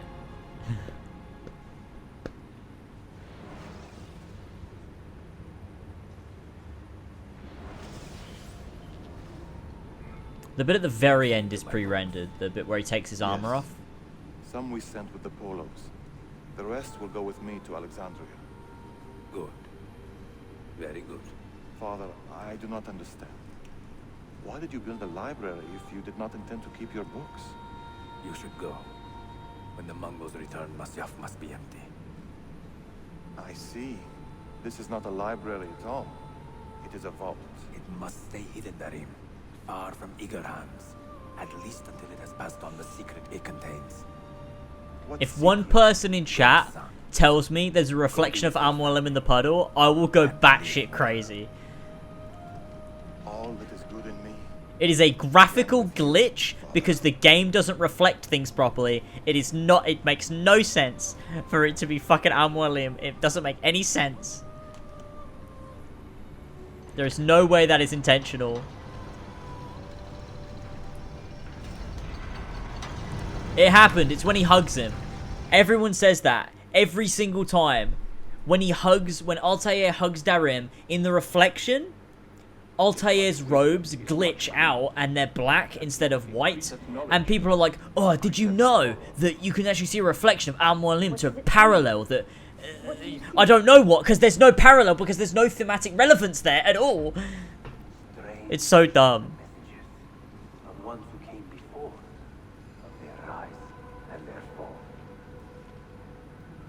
There's a reflection of Arno in the puddle, the river Arno. To our family, what does the apple say? We're the ones who came before. But there's absolutely no reason why they would be paralleling Al-Mualim. Like it makes no sense. It doesn't make any sense why they would do that on purpose. It just doesn't make any sense. Altair is nothing like Al-Mualim. There are no parallels to draw. There's nothing there. It makes no sense.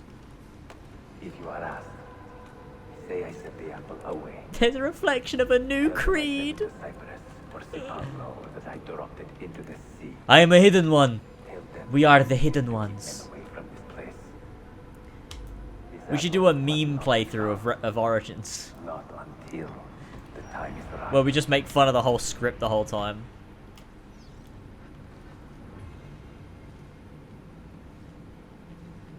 This is a reflection of Al-Mualim in the River Arno.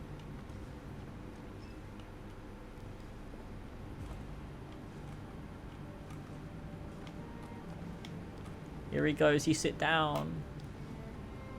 There's a reflection of for me. No, I'm not gonna play AC, any more AC for a while. This has been, I've had my fill. The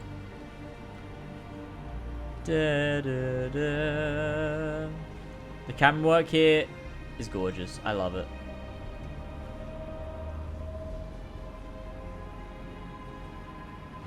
Oh shit, I didn't know you could do that.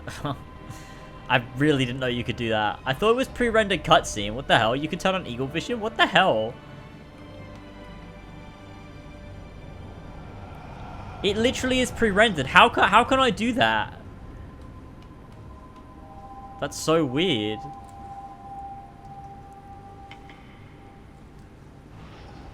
Shit. Armor of Brutus.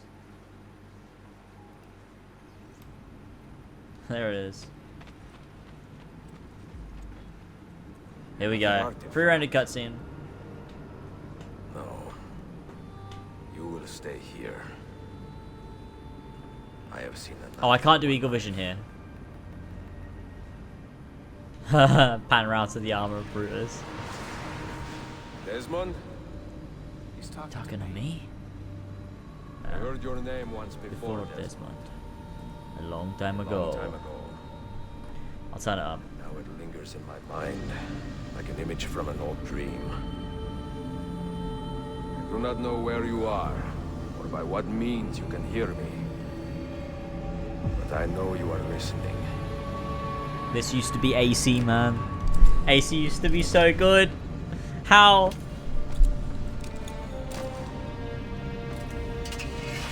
$11 years ago, man. 11 years ago, AC used to be good. I have lived my life as best I could, not knowing its purpose, but drawn forward like a moth to a distant moon. And here at last, I do have a reaction to this, discover yeah. a strange truth. My first time reaction, yeah. That I am only a conduit for a message. And it's 11 years old. It's my understanding. Who are we, who have been so blessed? Not knowing it's Borderlands. Share our stories like this. He says that on the Assassin's Den podcast. Speak across centuries. I remember Maybe when you that will came answer out. all the questions I have asked. Maybe you will be the one to make all this suffering worth something in the end. Now, listen. Now we get to speak to Ice Giant Jupiter, ladies and gentlemen.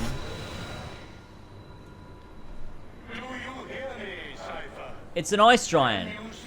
Jupiter has been depicted more as an ice giant than not since this. I mean, actually, in all of his appearances in Assassin's Creed. Wow. Sudunga. That has always been Minerva's domain. I see you still have many questions. Who were we? What became of us? What do we desire of you? You will have your answers. Only listen, and I will tell you how. Both before the end and after, we sought to save the world. We built vaults within which to work. Each This was so good. method of salvation. They were placed underground to avoid the war which raged above, and also as a precaution should we fail in our efforts. God, how... This is like a Final Fantasy 14 patch quest lore dump. And it's amazing.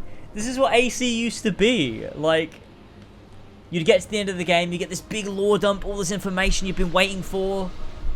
Figuring more stuff out about the ones who came before. Oh, it's amazing.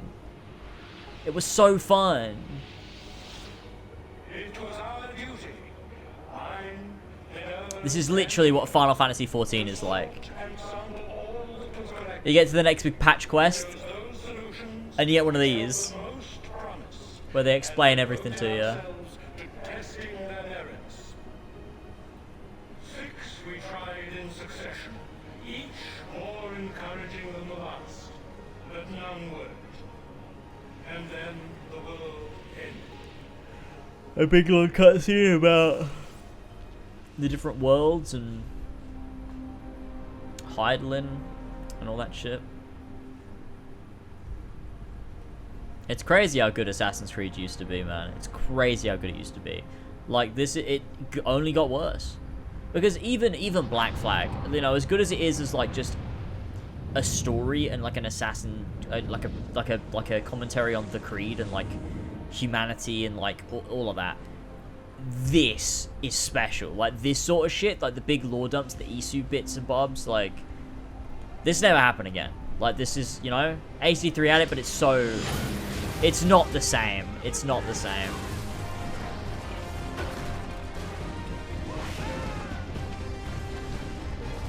This shit was so hype.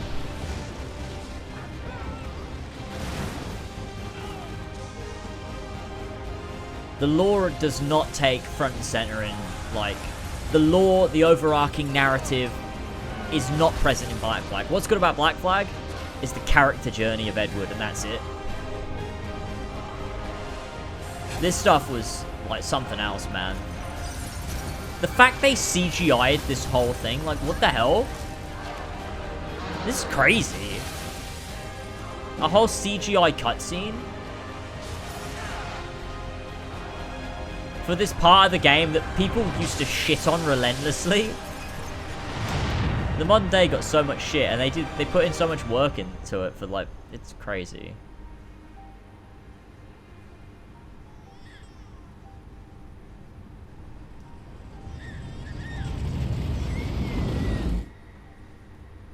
God, it's so, like, wow. Wow. The earth shook for days, the fires burned for weeks, and when the ash had settled, less than 10,000 of your kind still lived. Kingdom Hearts, Assassin's Creed was very Final Fantasy in a way, wasn't it? But we carried on. It kind of was. To rebuild, to renew.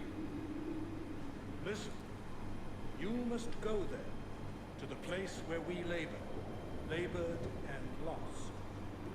Take my words, pass them from your head into your hands. That is how you will open the way. But be warned, much still remains in flux, and I do not know how things will end, either in my time or yours.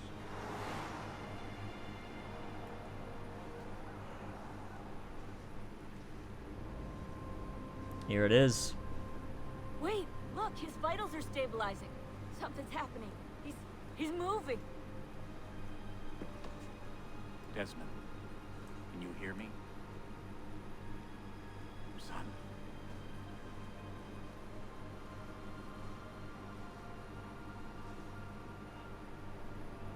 What was that? What was that? We never know. I know what we need to do. They never followed it up.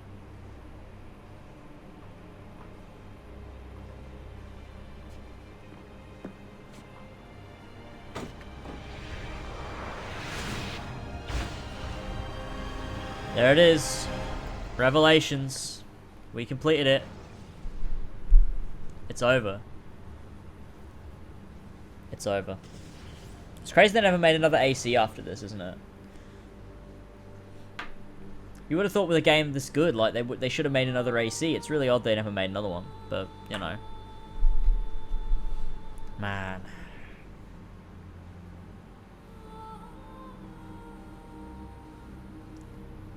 I just feel a bit sad now.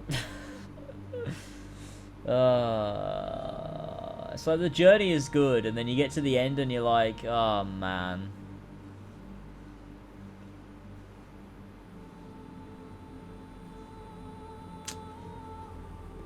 It's rough.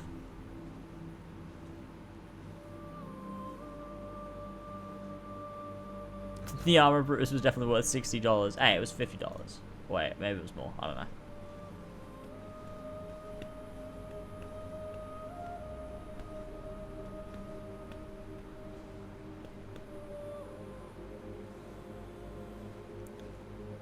Oh, wow.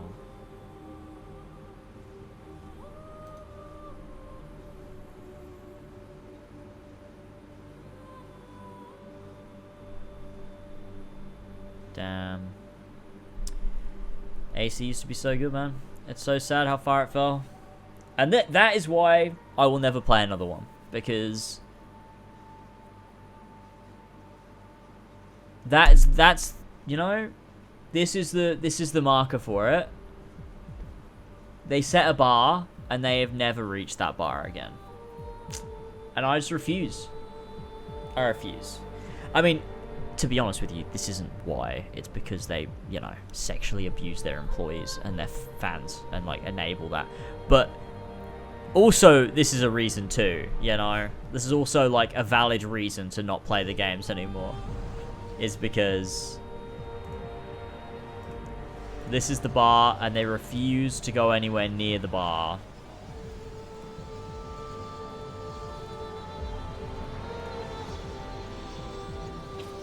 This is where humanity peaked. Yeah, you're right. This is where humanity peaked. It was this ending. Never again did humanity get close.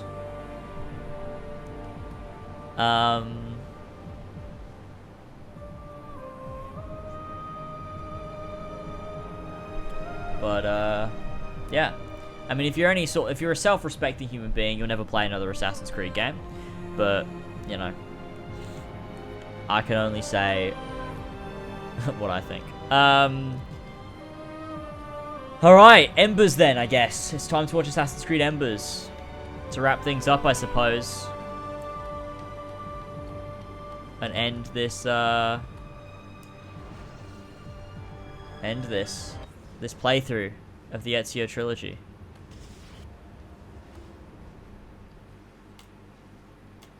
Thank God I have things like Final Fantasy XIV and Horizon to fill the gap that Assassin's Creed left, you know? Because those are both very good. I feel like Final Fantasy XIV in a lot of ways does fill that gap, and Horizon does too.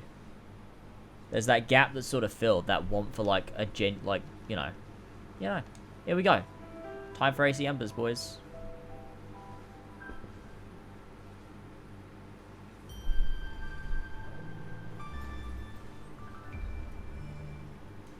I'll turn up a little bit.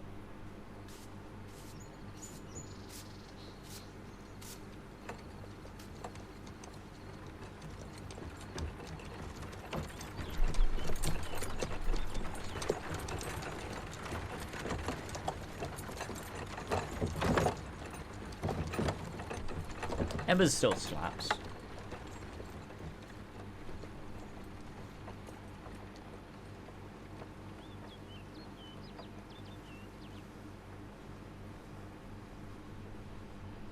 Assassin's Creed Embers. Hell yeah. Oof. This is a gorgeous animation, man. I can't believe this got made as well. Like, what?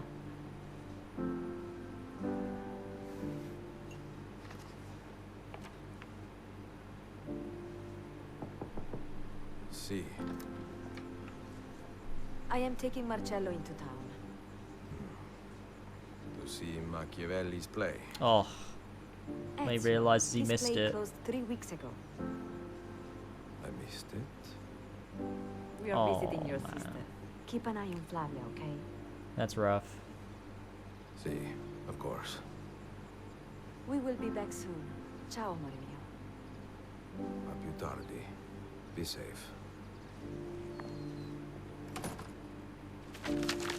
There's a timeline out there when AC3 was a Xiao Yun game.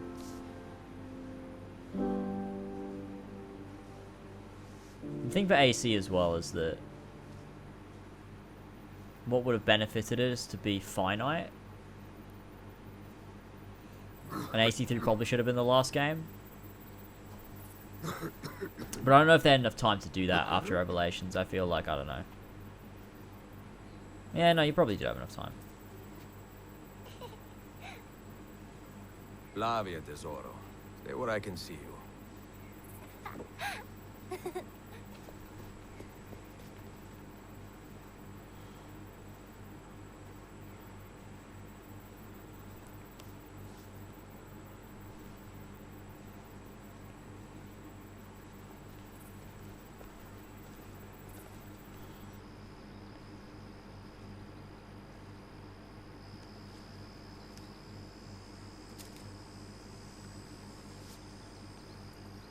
This like little anime movie has some really nice camera work too. I really like the way they frame some shots and stuff. It just looks really good.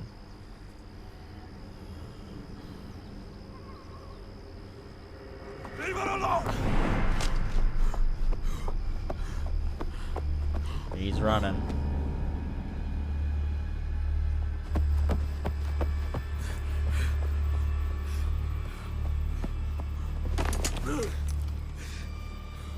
Oh shit.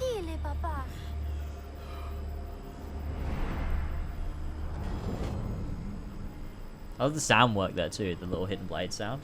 Go inside, Flavia. And then plays the Brotherhood music there too. Really good.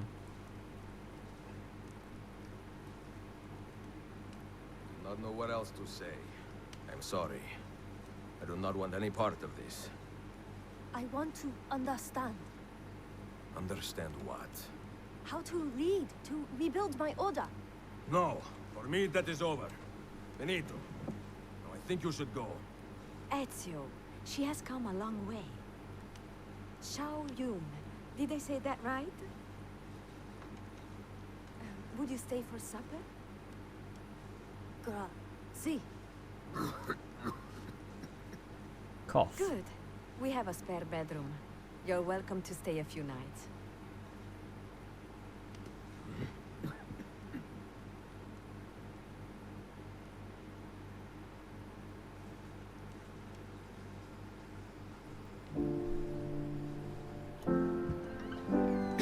They use Salvation of Forley a lot. I'm not really sure why they picked that piece of music. Are you okay? I cannot seem to leave my past behind me. I think it's because, like... I started this act of my life so late, Sophia.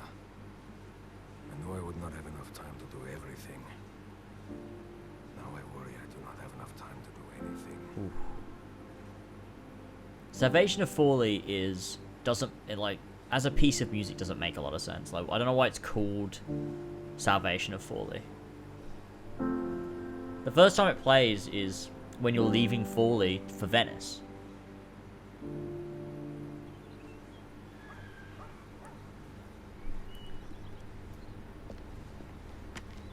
Yun!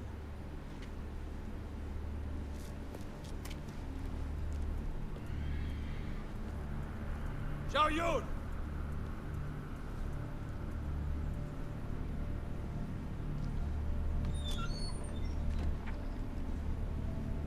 Get out! The wind. It opens the door. Fuori!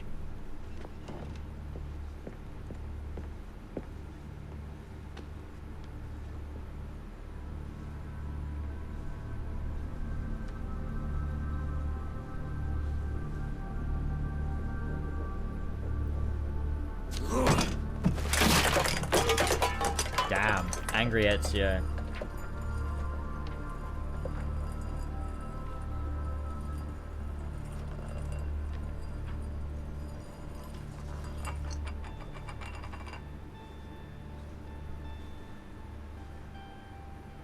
I do find it weird how they use Brotherhood music in this quite a bit. Doibutsi. I was wrong. See, I think you need to go.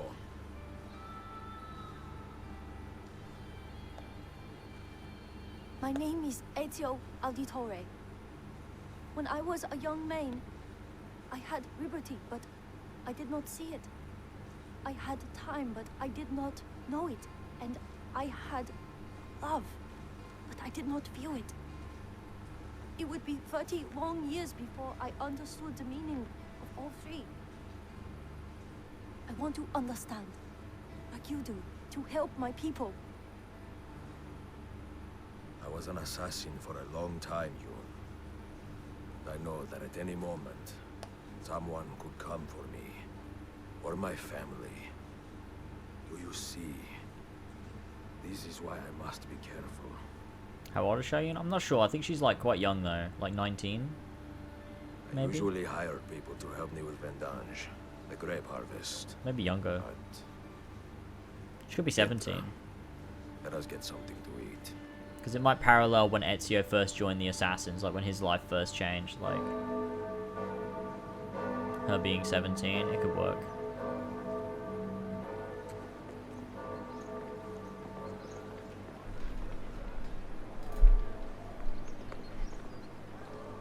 Yeah, it was in the letter. She was reading the letter. It's like one of his drafts.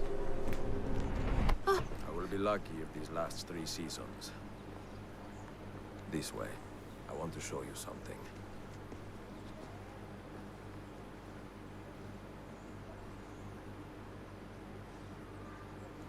Chronicles China is boring. The final cutscene's cool though.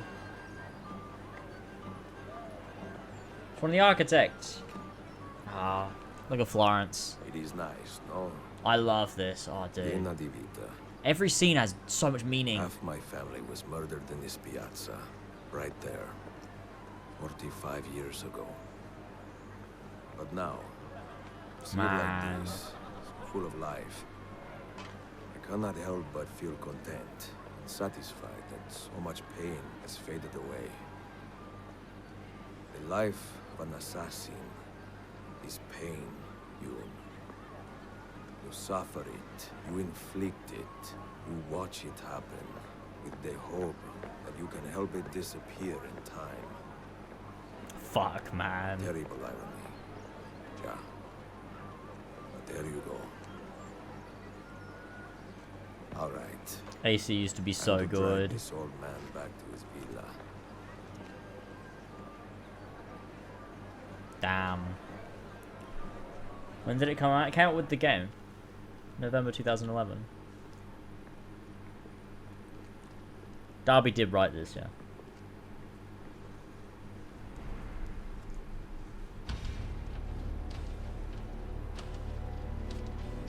Oh no, it's horrible masked men!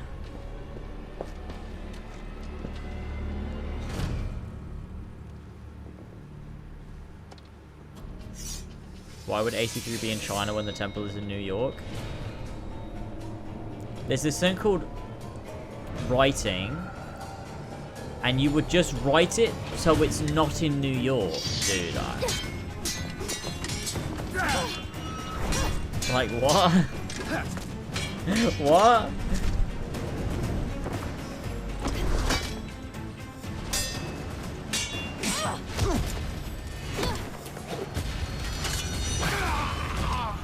Ooh. The footblade is dumb, but that looks cool. Yun! Andiamo! Hurry!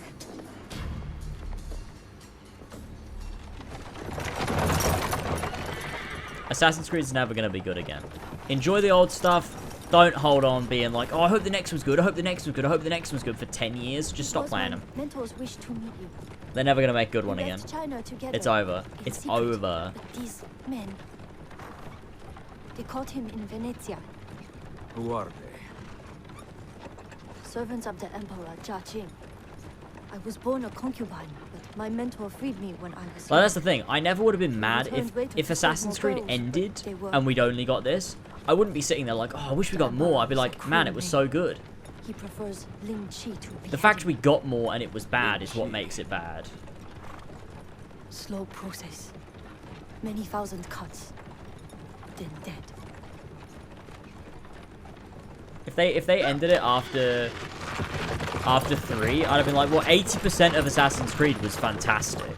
And I'm happy with that. I'm content. We're good. I don't need any more. You must stay at Machiavelli's tonight. What happened?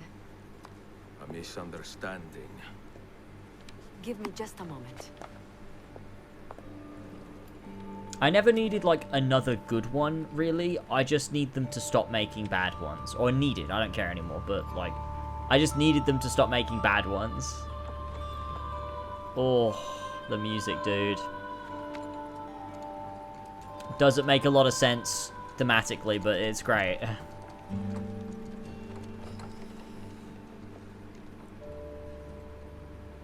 Maybe you could say Ezio himself is a Roman ruin. When I fought the Borgia, revenge drove me forward. And my first impulse was to aim for the head. In time, however, I learned that those who inspire fear have more devoted followers than those who preach love. Killing Rodrigo and Cesare would have accomplished nothing without some equal measure of fraternity. So I spent many years teaching men and women to think and act for themselves. First in Roma, then Constantinople. Love binds our order together. Love of people. Beautiful. Of cultures. Of the world. Fight to preserve that which inspires hope. And you will win back your people. You could scratch that itch with other franchises, though. You don't need to keep playing AC. They're never going to make another good one. It's over. You do it right. See.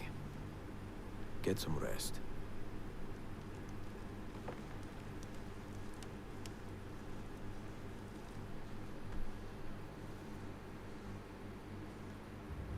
Like I said, for me, I scratched that itch with Horizon, with Final Fantasy XIV. They're incredible stories that do things that...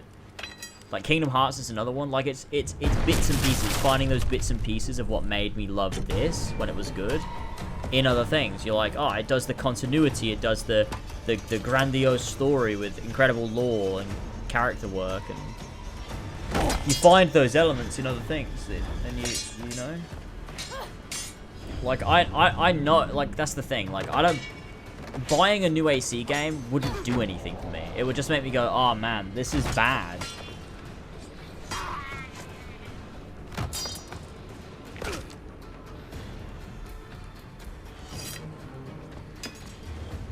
He did the hook and run, ladies and gentlemen. Look at that.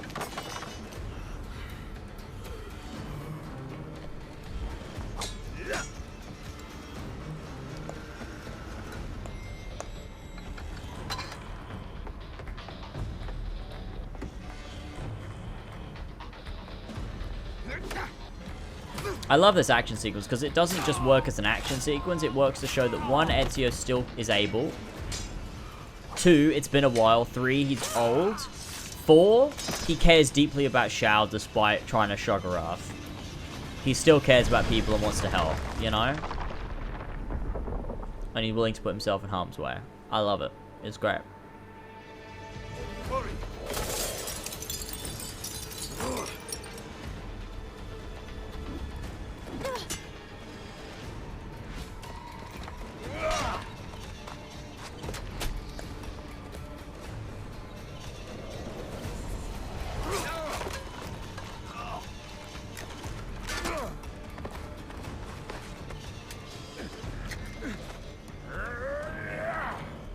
How is he not dead? What the hell?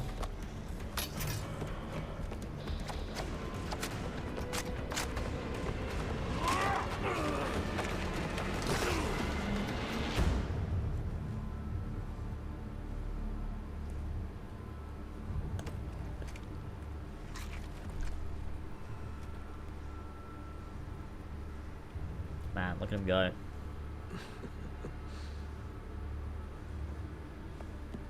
He's big, that means he's a boss.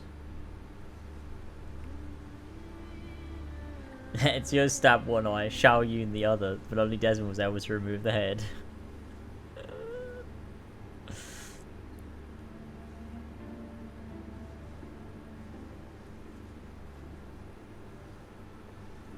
It's a long way home, no? Much to see along the way. Thank you, mentor. Here. The This may be of box. use one day. No. Only if you lose your way. The fact they brought this back was so dumb. This never needed to be explored. It works perfectly as just like a little mystery box. I like that it's just, that's all it is, you know? I don't think we ever needed to find out what was in it, what the purpose of it was. None of it. I don't think we needed to know that. The only time when we needed to find out was if there was a Xiao Yun game and it was central to that storyline. Not just as a random lore point on a wiki that they then use in fucking Chronicles or whatever. What's in the box? Not telling you. Gotta play Chronicles to find out.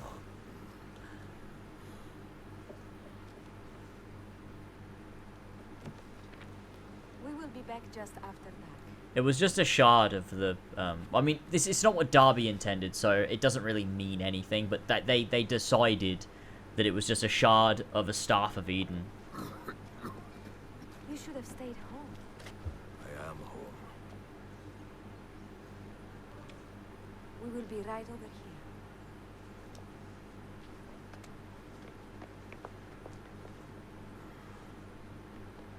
Yeah, I do think that Ezio, like, hastened his end. This is the way I read it anyway.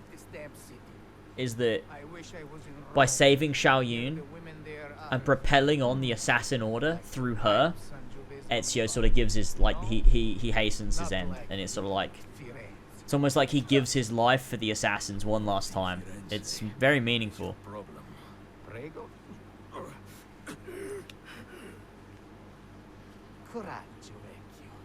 And I love that this is never explained. Darby is such a good writer because he's like, I will never tell you what this means. I'm never gonna tell you what this means. And it's better like that because it leaves it up to interpretation. It's like, was he really there? Was he imagining it? Is he a secret Templar? Like, who is this guy? I like that we don't know and we'll never know.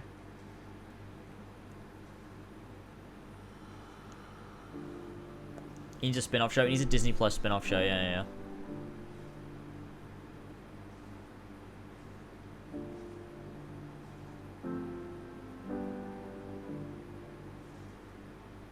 What could have been in the box? I'll have a think. I'll see what I think I could have put in the box. But I did not see it.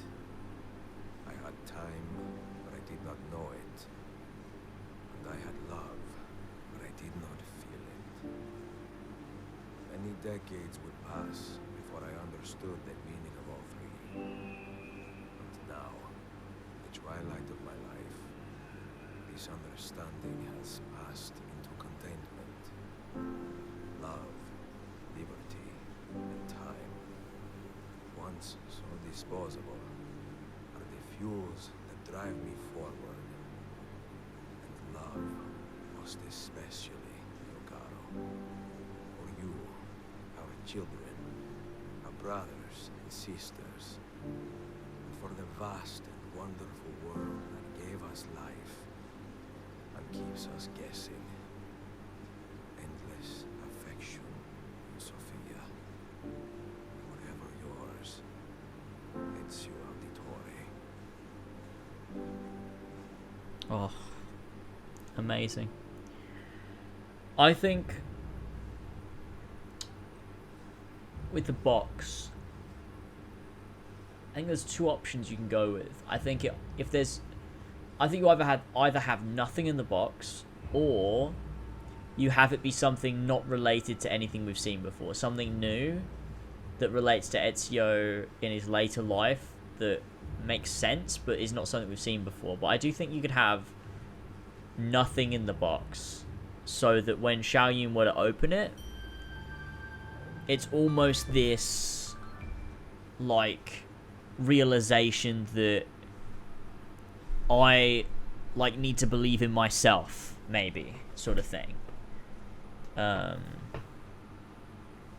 it would be the like, I feel like that's potential, but I think you could also have something in the box that is something that is meaningful to Ezio, but not something we've necessarily seen before.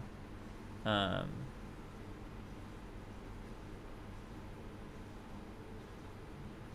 not sure, but yeah, we did have the same idea. Yeah, I think it could make sense for the box to have nothing in it. It's 2,000 Helix credits. The box was 2,000 Helix credits. It was a heck of chest. But yeah, I think that would be meaningful. Imagine we got a Xiaoyun game, and she carries the box with her, and she keeps looking at it over the course of the game. Like, she looks at the box multiple times throughout the game, and then there's one point where she hits her lowest low, and she opens it, and it's empty. And in that moment, she realizes that she already has everything she needs. Ezio taught her everything there is. She just needs to put it into action. She needs to figure it out, and she needs to come out on top, sort of thing. I feel like that would work really nicely. I felt that would be like a really nice... I feel like it could work. I feel like that would be good. It'd just be like this moment of like... It would be like... Because the fans would be thinking about Ezio too, right? And it'd be like over the course of the game, it'd be like this reliance, this almost like, when's she going to open the box? When is she going to open the box and find out what Ezio gave her? But she opens it and there's nothing in there. And it's like this realization for her and the audience that Ezio did all he could, and Xiaoyun is her own person who has her own ability to overcome this obstacle that she's faced with, sort of thing. I think that would work really nicely, and it'd be like this final message from Ezio, this like final pat on the back almost, to be like you've got this, you know? You've got this without me, you know? Like, the Creed's gonna be okay without me, sort of thing. I think that'd be cool. And yeah, I think yeah, exactly. So you don't have her lead from the very start. You have her over the course of the game.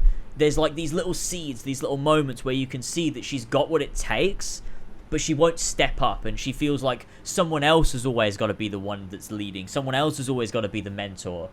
But by the end of the game, it's like this arc and this journey and that final little nudge from Ezio, where she finally takes on the leader role. She becomes the leader. She is able to, you know, fight back, take back our homeland or whatever, kill all of the fucking Templars, do whatever that needs to be done, etc., etc., and you know, become that sort of fully fledged, formed master assassin that, you know, she always could have been, but finally got the, you know, the confidence to become by the end. I feel like there's such a story you could tell there, and such a different version of like this like coming of age and like finding yourself story. Like, Ezio went through a similar sort of thing, like from a young age, having to become an assassin and understand. But I feel like, you know, Shao could go on like this completely different journey that ends her in like a similar spot. Like, you could do something really good. That's the game that I would do. That'd be my game. If I was going to make one, it would be a Xiaoyun story, and that's what I would do. I think it would be sick.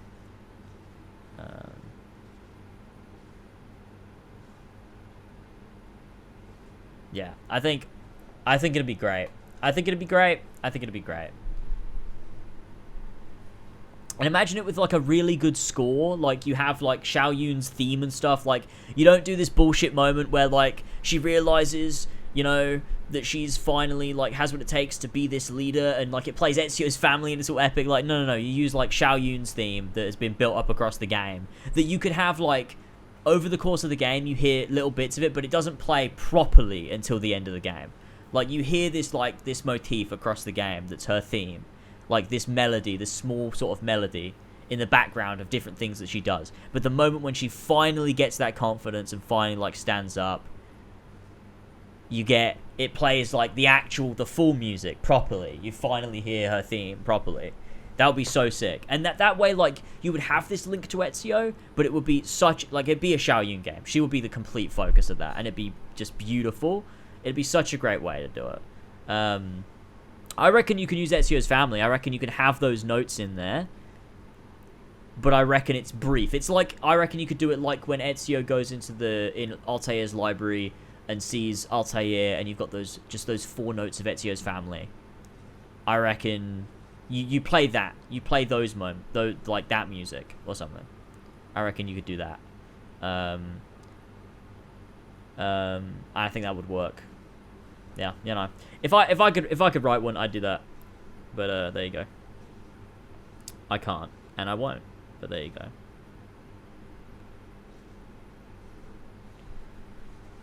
So yeah, I think it'll be sick. I think that will be a sick game that will never ever happen, and we'll never get to make it, and Ubisoft will never do anything even close to something that good. But there you go. You know, we're done. That's the Ezio Trilogy, boys. That's the Ezio Trilogy, and the AC3 that we never had, and we will never have. But there we go. Assassin's Creed, the Ezio Trilogy, AC2 Brotherhood Revelations, and Embers. Wrapped up, finished, complete. It's over. Thank you guys so much for joining me. I really fucking appreciate you for being here with me for this entire series. It's been really, really good. I've had an absolute blast playing these games. It's been a really, really nice little mini series. Let me just play some music here. There you go. That's a good one. That's a good track. But yeah, this has been really nice to revisit these games. Like, you know, these games that I hold very dear and really love. It's been really good to go back and give them a go, give them a play. Thank you so much for the subs, by the way. We surpassed that sub goal of 150. I really appreciate you. Thank you so much for the subs. Thank you so much for the donations. Thank you so much for the support. Everything for tuning in. I really appreciate you. I won't be live for the rest of the week. I'm going to work very much on this Obi-Wan video to get it out as soon as possible. But we will be live Friday with Final Fantasy XIV. So tune in on Friday for Final Fantasy XIV, where we start Stormblood for the first time. So it's a perfect time to tune in. We're starting a new expansion, which should be really, really good. But the next series I'm going to do is Final Fantasy VII, which I am hoping to start on Sunday, the 17th of July. Now, don't hold me to that. It might not be. But I will try and get a tweet out. I'll try and get it sorted. And hopefully I'll start Final Fantasy VII on the 17th. First time playthrough of 7. I've never played it before. All I've played is the remake. So that is going to be a lot of fun to start 7.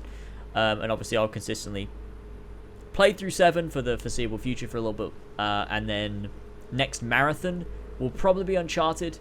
I'm not sure when I'll do that. Probably in like a month or something. I like to leave a bit of time between these marathons, like I did with The Last of Us. Sort of left a month in between The Last of Us and the Ezio Trilogy. So probably wait like another month, and then we can do Uncharted. But you know, between then, Final Fantasy XIV every Friday, and then hopefully starting Final Fantasy VII soon, and playing through that. So plenty of good, plenty of gaming. I'm very much looking forward to 7. I'm very much looking forward to 14 on Friday. And then eventually, you know, when we get around to the Uncharted marathon. But thank you guys so much. I will see you soon. Okay, that's... Yep. No, I didn't mean to... That's... No. Let's play... wait, Dreams of Venice is a good one. Dreams of Venice is a good one. That does go think of you. But yeah, in the meantime, like I said, I'm going to be working on this Obi-Wan video. I got a lot to get done with regards to that, so I'm going to focus on that very heavily, and I reckon that'll be good vibes, and we'll get that out as soon as possible, and then I can crack on with Final Fantasy VII. So there we go. Let's raid someone. Who can we raid? Cornelia's live. Let's give her a raid. Cornelia loves dogs. We like Cornelia. Let's give her a raid. Oh, I clicked off of it. Shit.